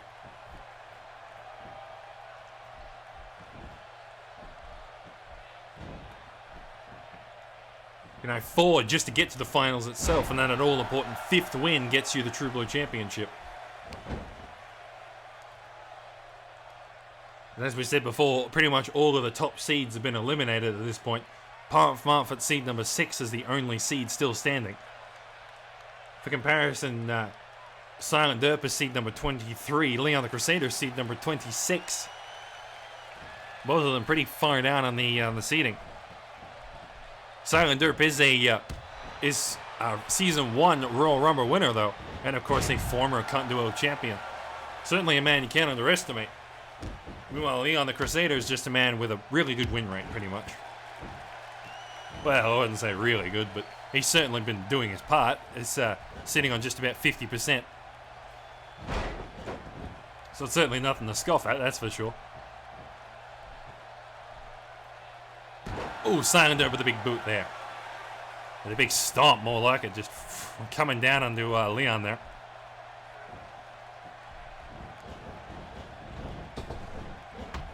Leon with a basement drop kick now. Silent looking for that, I think he was looking for that military high knee for a second there. Gonna go for the cover here, though. Gets the 2 count. And that big boot to the back there. You think as well, both of these men of course, have been or are in tag teams. Sergeant Silent Derp, of course, one half of the Enforcers, a former Cunt Duo champion, as we mentioned. Meanwhile, Leon the Crusader was a part of the Crusader Skeletons.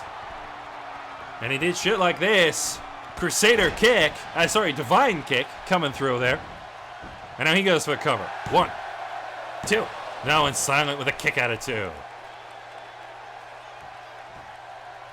Funny enough, that fucking Divine kick, I think, has collected the referee like 3 times in total, mate. I don't think any other special move or signature move has done anything close to that, mate. And now Leon trying to put him away. Crusader kick coming through. Shoulders are down. 1, 2. No, a 2.5. And Silent Derp gets the shoulder up. He's fucking down, but not out, mate. There's only so much fucking punishment one can get put through. He's really gonna have to start fighting back. I heard he got lucky with Mr. L having a drop out, but I don't think he's gonna get lucky twice. Oh, right into the steel steps. Leon, hold on. Why are you taking the stairs off? That's the fastest way to get disqualified right there. Leon slamming Silent down right next to the steel steps there.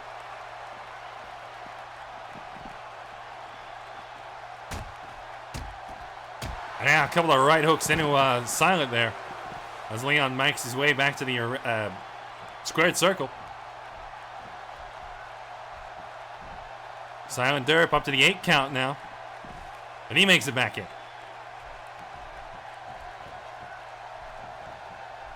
Gets the advantage, tries to go for the power bomb. But Leon gets out of trouble. Oh, gets the neck breaker.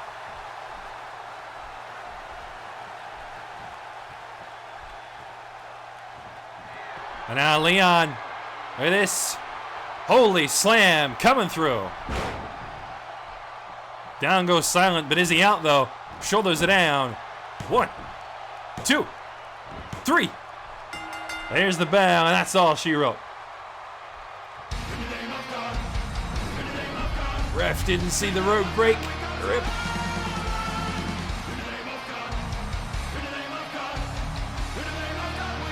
Well, that's a disappointment. I wanted Silent to win.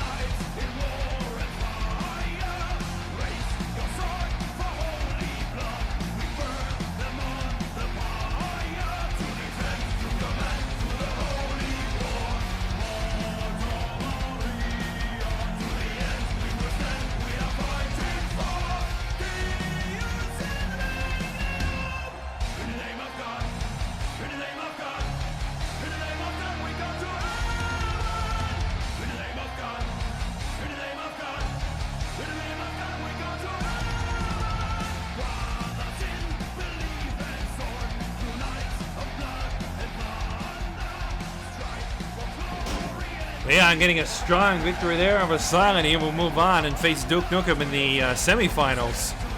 Don't go anywhere though. We got tag team action coming up next with the True Blue Aussies and the... Hey Bruce, here come. Who the fuck are the Outback Outlaws? Oh shit, I just remembered something. I'll be right back. Okay. Don't go anywhere.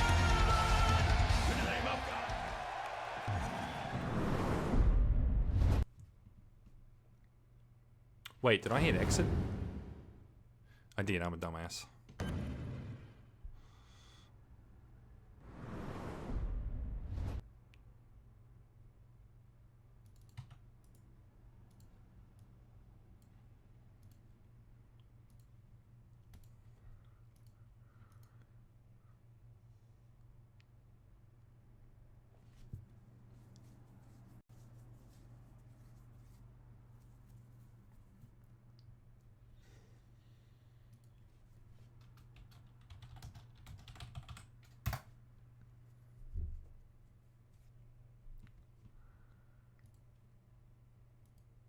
Now I gotta get used to not using Bruce in my commentary.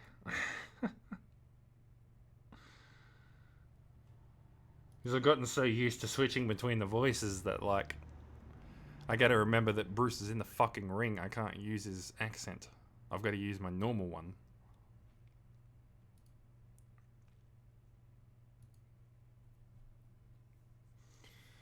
And of course, the classic fact that fucking tag team matchups take so long to load. Hot damn.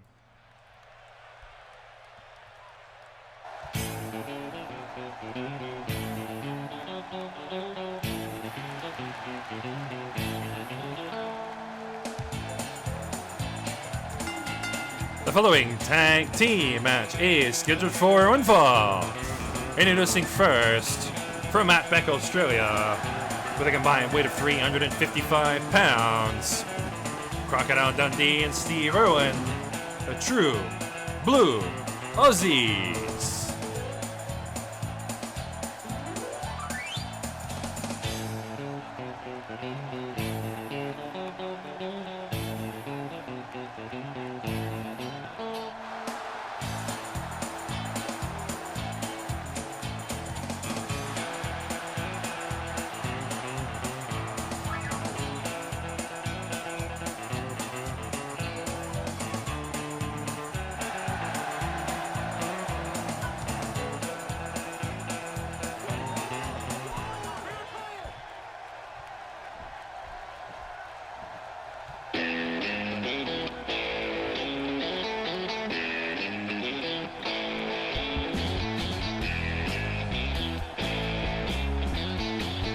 And their opponents from Matchback, Australia, with a combined weight of 465 pounds, Dusty White and Bruce Johnson, Outback Outlaws.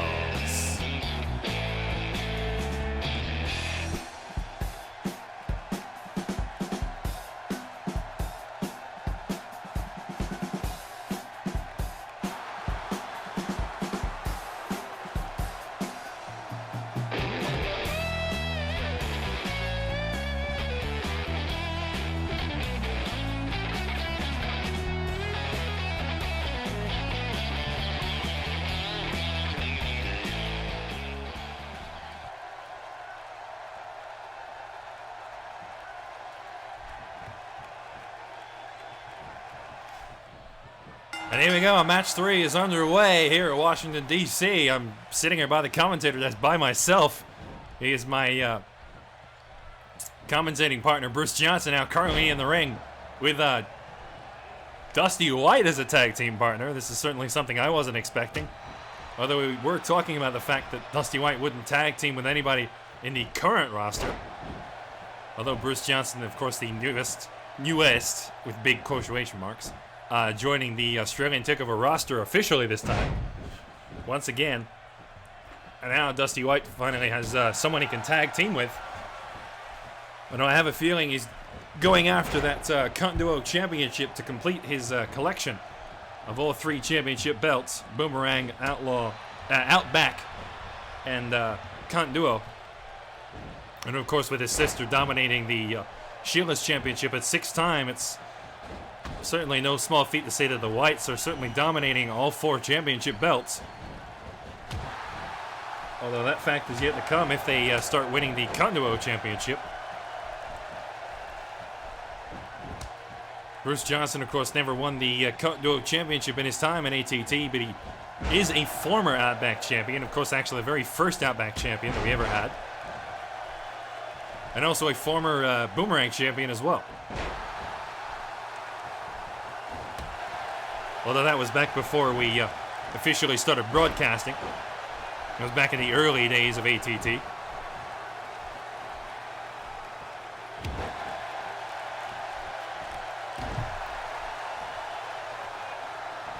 This is actually also the first time that we've had a tag team match with all Australians in the ring. But the True Blue Aussies and the Outback Outlaws are both tag teams made up entirely of Australians, putting the Australian in Australian Takeover Thursday. The True Blue Aussies, of course, former 2-time Cunt Duo champions. Certainly not an easy team to beat for the Outlaws. Not to mention Bruce Johnson and Dusty White, a newly formed tag team, as in the newest tag team here. It was only formed quite recently. Steve Irwin with a quick cover. Gets a 2 count. And this is the Outlaws' first matchup tonight. If they can get a strong victory here, they're certainly one step closer to winning the Cunt Duo Championship.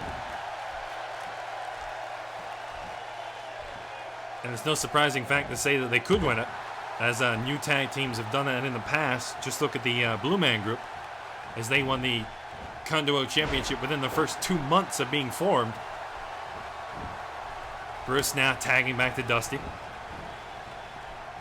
But I also guess that explains why the text font changed, I should say, on Dusty's True Blue outfit. It's to sort of more so match the fact that he's in this tag team here.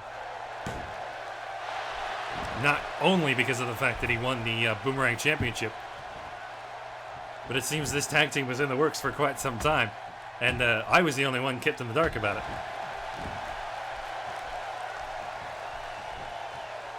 Funny enough, we were talking about this fact just last week, the fact that Dusty wouldn't tag team with anybody, and I guess Bruce knew all along. You played me like a damn fool, Bruce. Good on you.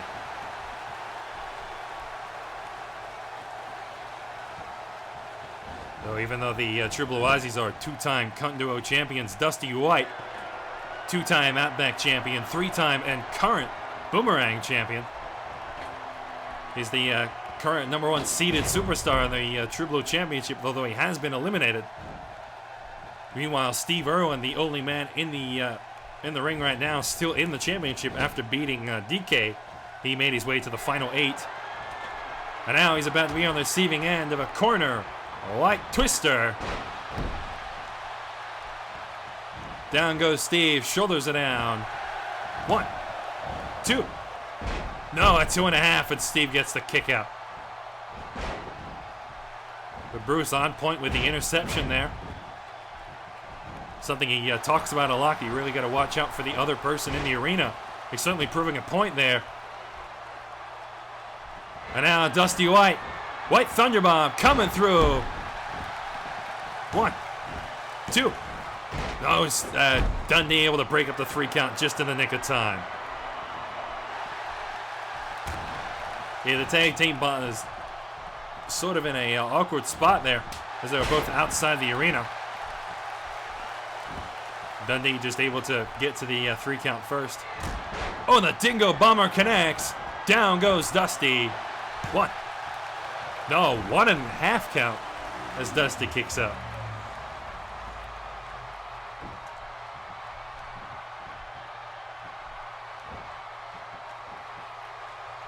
Steve Arrow and the beautiful vertical suplex there. As Steve makes a much needed tag. Dundee coming back inside the ring.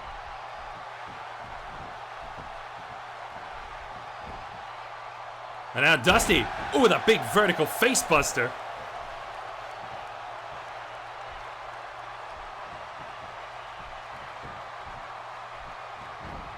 Well, here we go. If it ain't broke, don't fix it. 2 face busters back to back there. Dusty White now tagging back to Bruce.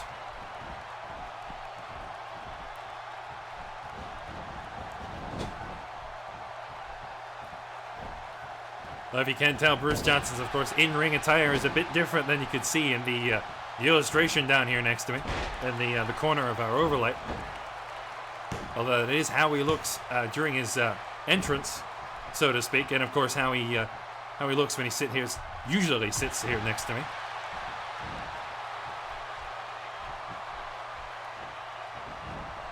Bruce now trying to put Dundee in a corner, not having much luck though. As Dundee's about to take him for a ride. Rolling slam coming through. There we go, shoulders are down. 1, 2. No, and Bruce with a kick out of 2.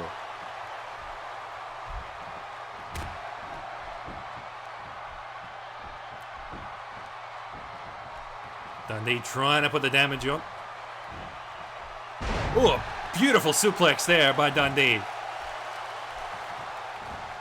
Certainly a lot of suplexes here tonight. Oh, and the Dingo Bomber hits the mark. Dundee with a cover. Dusty breaks up the 3 count. Not too much trouble there. Irwin had to go around the long way to sort of get the intercept there. Bruce with a big boot to the guts there.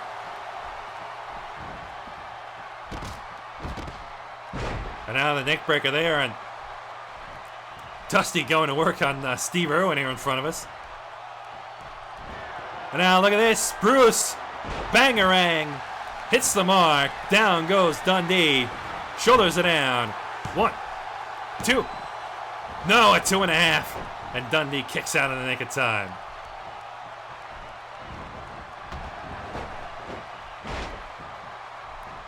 Steve Irwin and Dusty White finally making their way outside the arena. Crocodile Dundee back to his feet, but look at this. Australia Slam. Both men are down.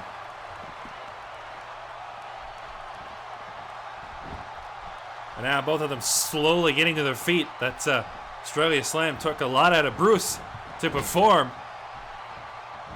You can certainly tell he hasn't been in this business for quite some time. Ooh, beautiful face buster there. Bruce now makes the quick tag back to Dusty. Although it has been quite a few years since Bruce has actually been in the arena. Or in the ring, I should say. So you can certainly see that here tonight. Although he put out a hell of a performance winning this year's Royal Rumble. Dusty taking out the referee. Putting that leg drop on the Dundee. Missing the mark, though, as he quickly gets back to his feet. Now look at this. Sharpshooter getting locked in here. Sharpshooter's locked in. Is Dundee going to tap? No, not quite. Dundee pulling off, getting out of trouble there. Oh, and Steve Irwin just got cracked open. Bruce Johnson wasting no time at all. Putting the damage onto the Aussies. Beautiful face buster there by Dusty. And now Dusty's stomping away on a Dundee. He's got an opportunity here. Steve Irwin's still knocked out.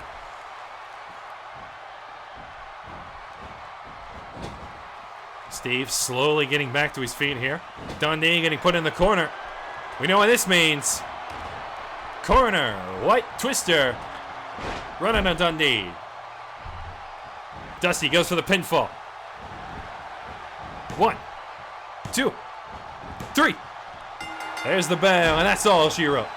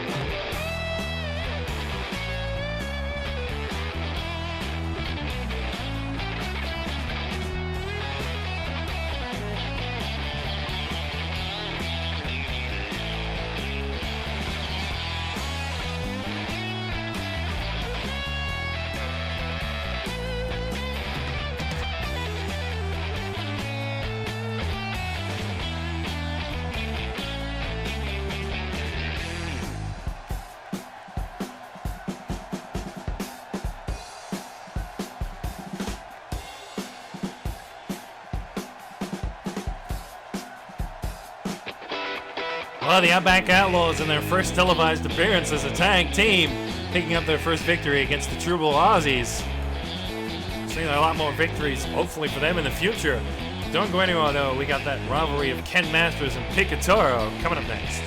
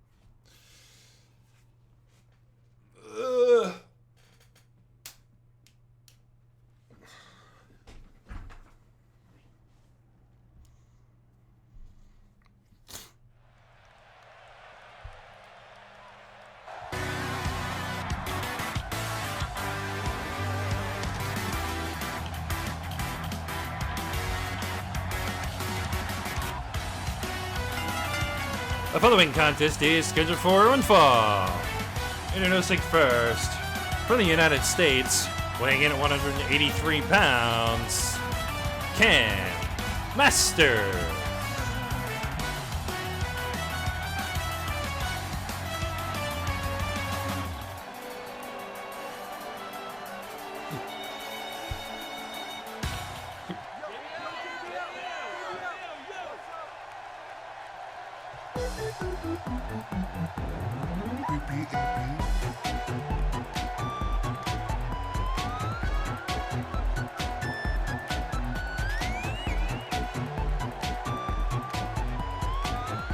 And his opponent, from Imori, Japan, weighing in at 118 pounds, Pico Toro. I have a pear.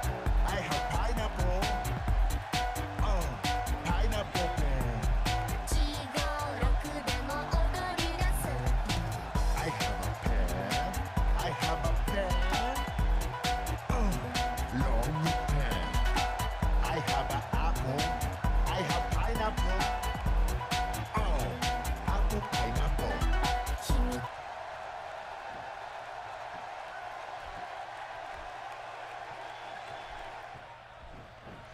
And here we go, head-to-head one more time. Ken Masters and Picatoro squaring off once again this week. Yeah, finally back in the chair, there we go. Yeah, fucking these two fought last week, and Ken Masters sort of wiped the floor with him, really. And pull off one of the biggest fucking no-use I've seen in this business for a while. And yeah, sure enough, there we go, we're coming back again. Picatoro really wants to prove that he can, that he's not the worst in the business. That's for sure. Oh, fuck. Have fun with your tag team match? Yeah, it was pretty good, actually. I managed to get a bangerang off an Australia Slam, but, I tell you what, doing that Australia Slam after so long fucking really took it out of me, mate. I wanted to go for the pin, but the cunt got up too quick. But hey, Dusty got the fucking that white twister he's known for, and I was on point with me interceptions, as I should be. Because I keep telling these cunts, you got to watch for the other cunt on the other side of the arena. I did miss one though, to be fair. Well, that's because I had to fucking roll in. I should have dove in, but anyway. We won anyway, it doesn't matter. And out of the two matchups I've been in, I've won both. So technically I have a 100% win rate. Even though it doesn't really count. Because the win rate doesn't get added until you're at least at, like, I think 15 matchups.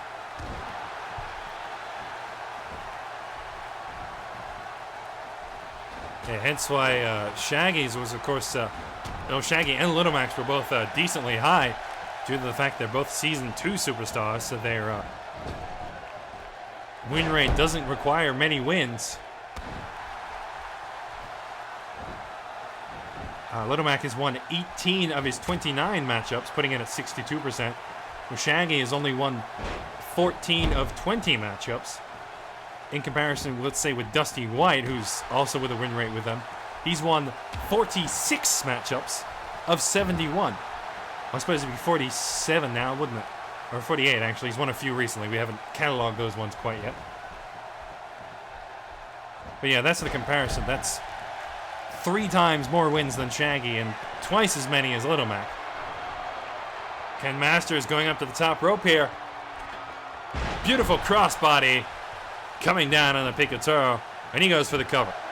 1, 2. Oh, and Picatoro with a kick out of 2.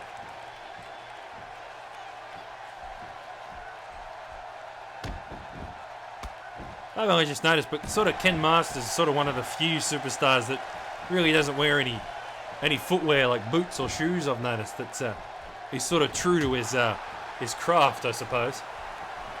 Because most of the superstars you'll find here are wearing some kind of footwear. I think the exceptions are what? Bubsy, DK, and a few others. What a big backbreaker there for Picatoro.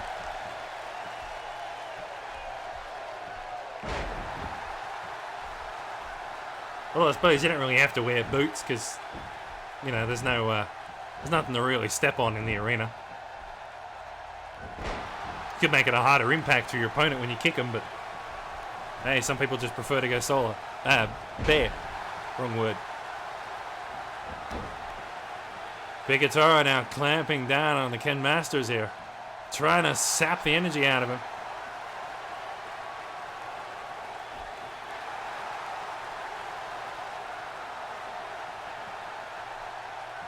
Of course, we've still got plenty more matchups coming up later. We've got the Mario Brothers and the Warrior Brothers and Dusty White and Samurai coming up next. Oh, and a beautiful Shoryuken by Ken Masters there. And now he goes for the cover. 1, 2. Oh, there's a 2 count. Picatoro kicks out.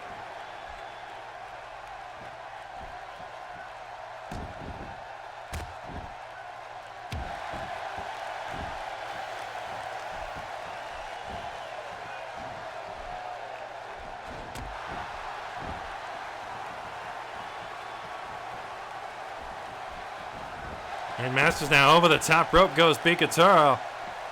Down the ringside one more time. Well, it hasn't happened this match yet, but I'll tell you what, we've been seeing a lot of ringside action.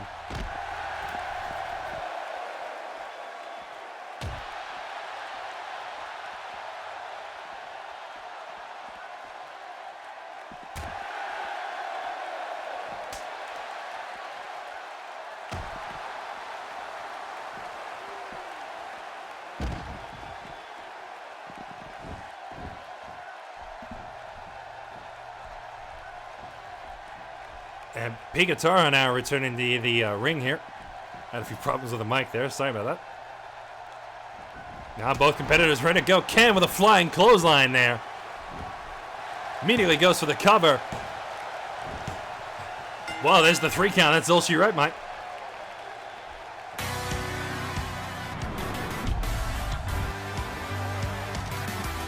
Ken Masters on another strong victory. Pigataro not going to go for the handshake. Yeah, I suppose you win. You lose 2 in a row to fucking Ken Masters. I wouldn't want to shake his hand either, to be honest. Don't go anywhere, though. We got Sam Rye and Dusty White coming up next.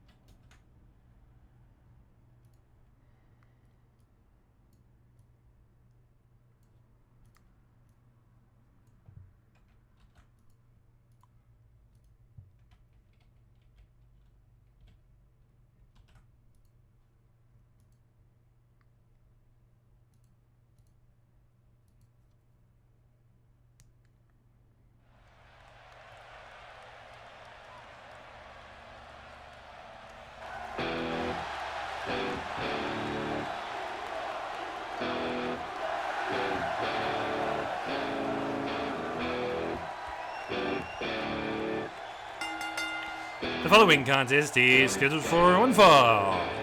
Introducing first, from Outback, Australia, weighing in at 232 pounds. He is the Boomerang Champion, Dusty White.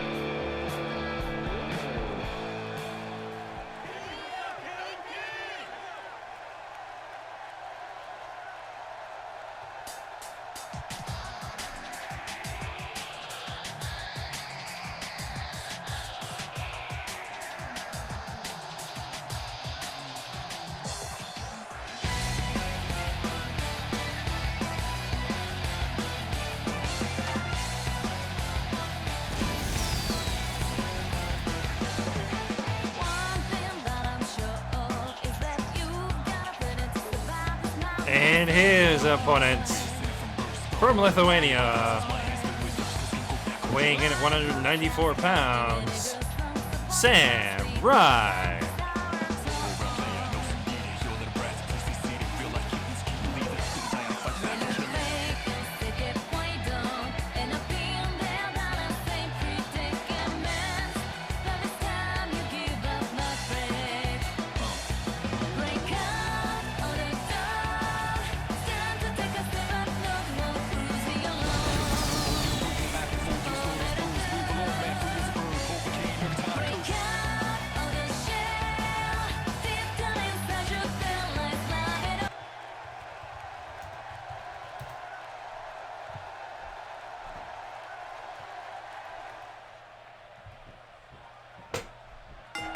Here we go, Sam Rye back once again to challenge Dusty White to a 1v1.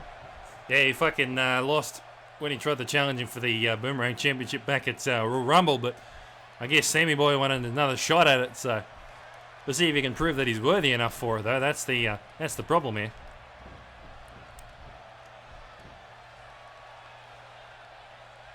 Sam Rye, of course, has come very close to the Boomerang Championship numerous times in the past. Becoming runner-up in the 6-man elimination chamber of Season 1 for the Boomerang Championship. was also in the Fatal 4-Way a few weeks ago. I believe it's what was the No Way Out, where Dusty White won the Boomerang Championship. Not to mention he's also been in both 10-man Royal Rumbles and both 30-man Royal Rumbles, getting decent results in both. He was runner-up for, Final 3 for Season 2's SummerSlam Royal Rumble. I can't remember how well he did in this year's Royal Rumble, though. I know it certainly wasn't a very large impact.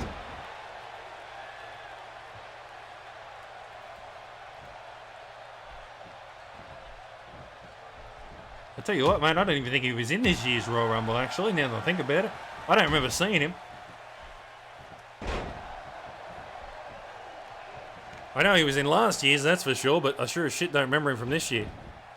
Dusty with a quick cover here. Gets the 2 count, Sam kicks up.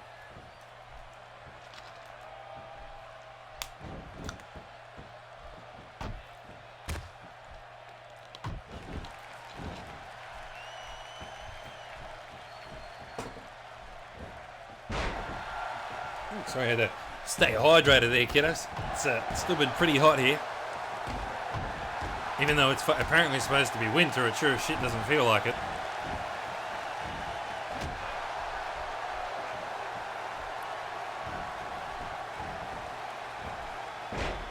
Dusty now with a quick code breaker to turn things around.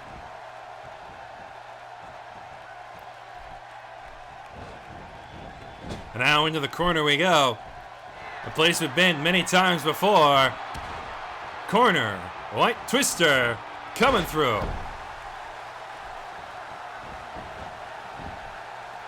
One, two. No, a 2.5 and Sam. All right, kicks out just in time. Yeah, this is probably a good opportunity for Sam. You know, Dusty already fought earlier on the night. So he's going to be tired. But look at this, White Thunderbomb coming through. And he gets the 3 count. Ah, damn.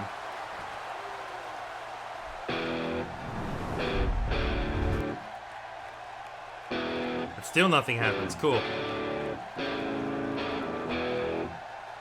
Quick match is a good match, I guess. Remind me, I need to fucking nerf Dusty again. He's too strong.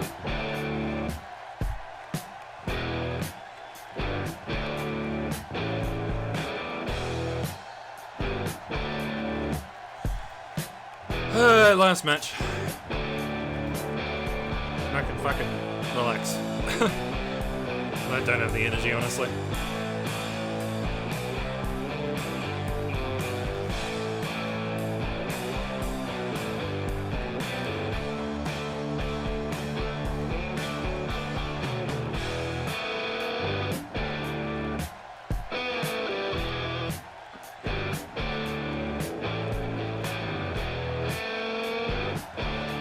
Dusty White with a dominating victory there, even if he did fight in the tag team earlier tonight. Still had enough energy to 1-2 Samurai with the White Thunderbomb there. Yeah, I thought Sammy Boy would have been able to kick out of that one, but I guess not. Don't go anywhere though, we got our main event, the Mario Brothers and the Warrior Brothers, coming up next.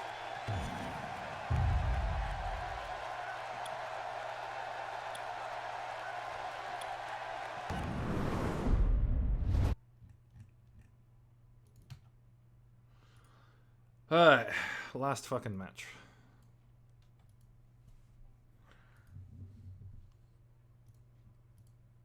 I can sign off for the night. Oh, day, I suppose.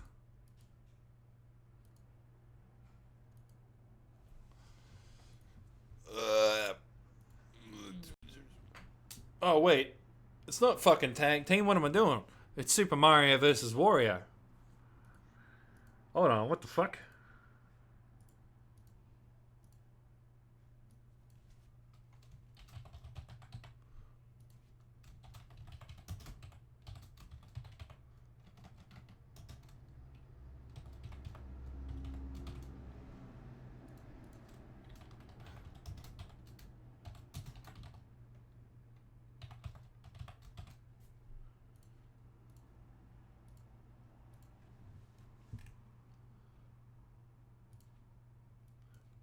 God, it's taking forever to load, so fucking cunt. So I can fix it up.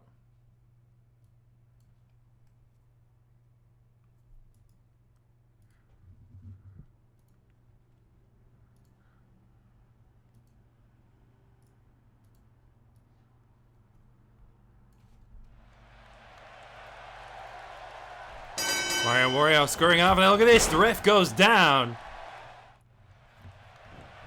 Oh shit, what a way to start the matchup. The bell gets rung and the ref gets fucking knocked out cold.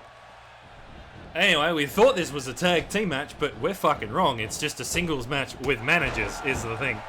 Mario Wario in the ring, Luigi and Waluigi is the respective managers. So this turns up into a sort of a different match entirely, really.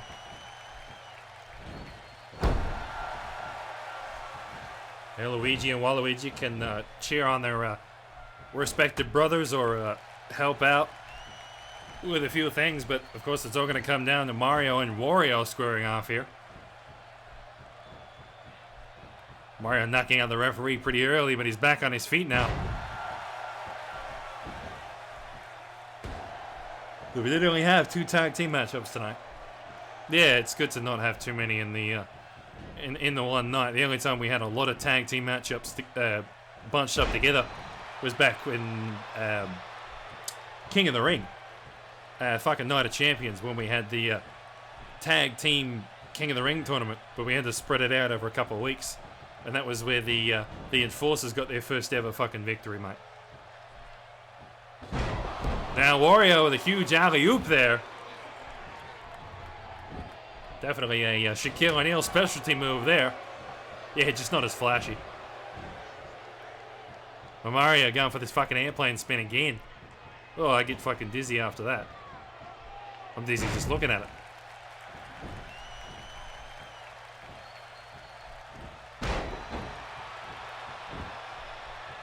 Mario Brothers and the Warrior Brothers, of course, a rivalry that spans way back since the start of Australian Takeover Thursday history.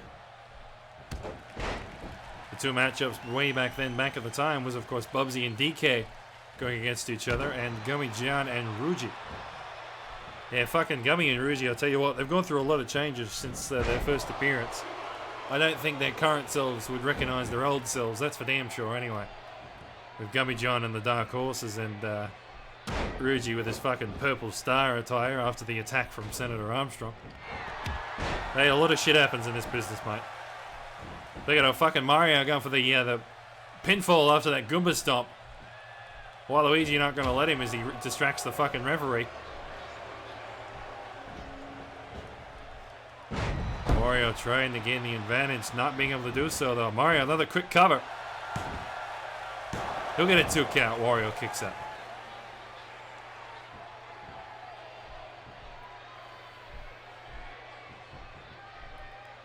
I was about to say, gee, I wonder when he's going to make a tag. Then I realised, hang on a minute, no, this is not a fucking tag team match. Oh, look out, clothesline right over the top rope. And now we're going to see someone fly. Look out. Oh. Beautiful fucking collision caused by Mario there. And now back inside the ring we go. Well, now there's a fucking steel chair there by Waluigi.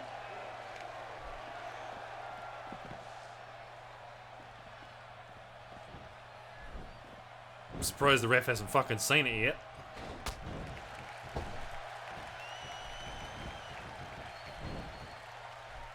Waluigi distracting the referee.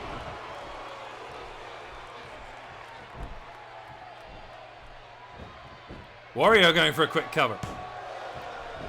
Mario gets the shoulder up at 1.5.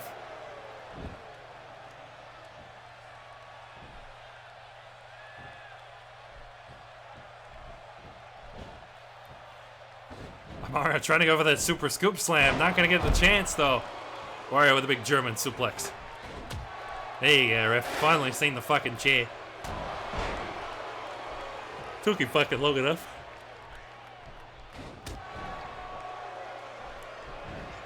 Oh, that big... I was about to call it a Goomba stomp, but it was a drop kick.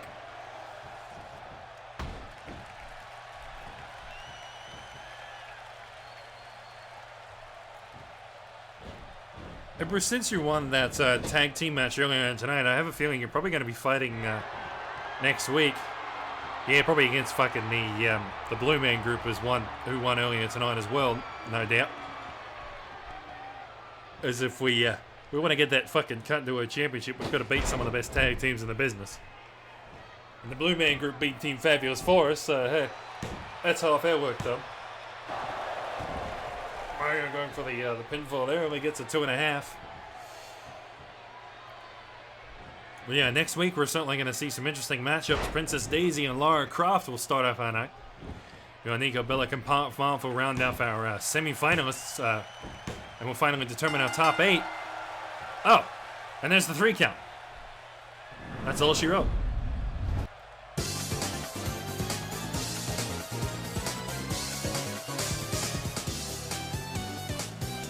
Did he even do anything?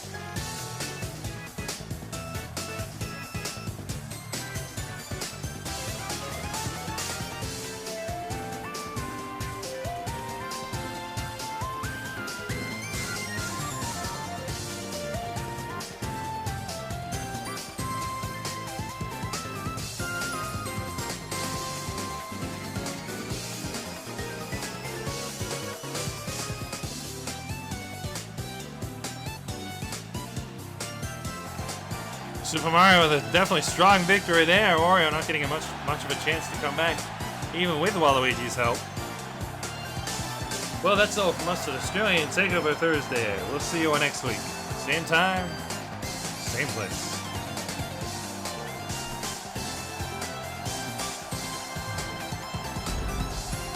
Oh.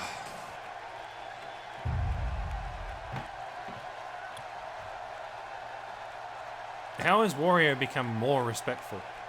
Makes no sense. Wait. Oh, yeah, I suppose he is. Wait. Where the fuck's all his ego? Hello? He's supposed to be egotistical as fuck. Where's all that gone? Mario's just fucking maxed out and everything.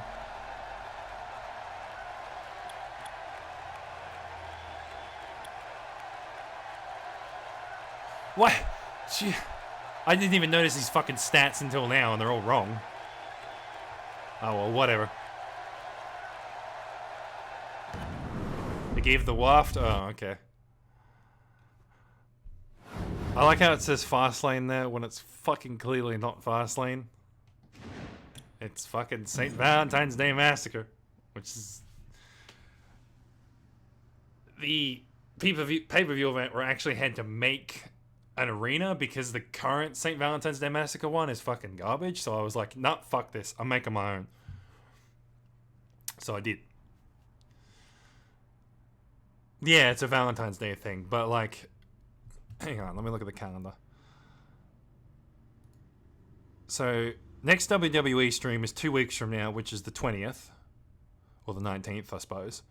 And then 2 days from that, so the 22nd or the 21st, is the pay-per-view event. Yes, but it's not as bad. It's calmed down a bit. It's mostly just coping with the devastation, really, for most people at the moment, so. And then we've got the fucking floods. It's flooding here. Not as bad, but we've gotten a bit of a flood. No, it didn't damage anything, so we're right. Anyway, time to raid Pomp, I think. Because I'm pretty sure he's still fucking streaming. Yes, he is. Alright, cool. Time to raid him with like 2 viewers.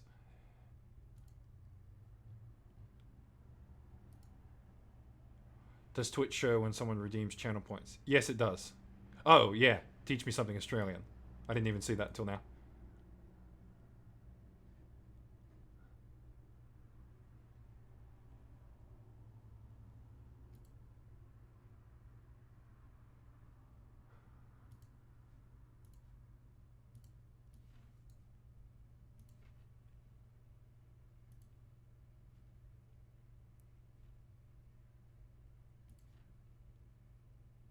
Warlord of Death. Except he's not going to get any two-handed weapons on this boat. Yeah, I am. Oh, do you get the spear? No, what you get depends on what character think you took it. Oh, so you went knight, didn't you? Yes. Okay, that makes sense. Does that mean I get a crossbow? You'll get a bow. Crossbow and a bow. I believe you get a choice between them. What's the difference? Crossbows usually deal more Crossbows- damage but give you less movement, and bows don't give you any negatives to movement but do normal damage. But crossbows are fucking strong. They're so good. Crossbows deal extra damage but have -1 movement. Crossbow is exactly what I want, but also She just, like a, Why? Why? crossbows are focused, so you can't shoot randoms. You're like phone bad with crossbows. girl, you can come Crossbow anytime you bad like. because technology.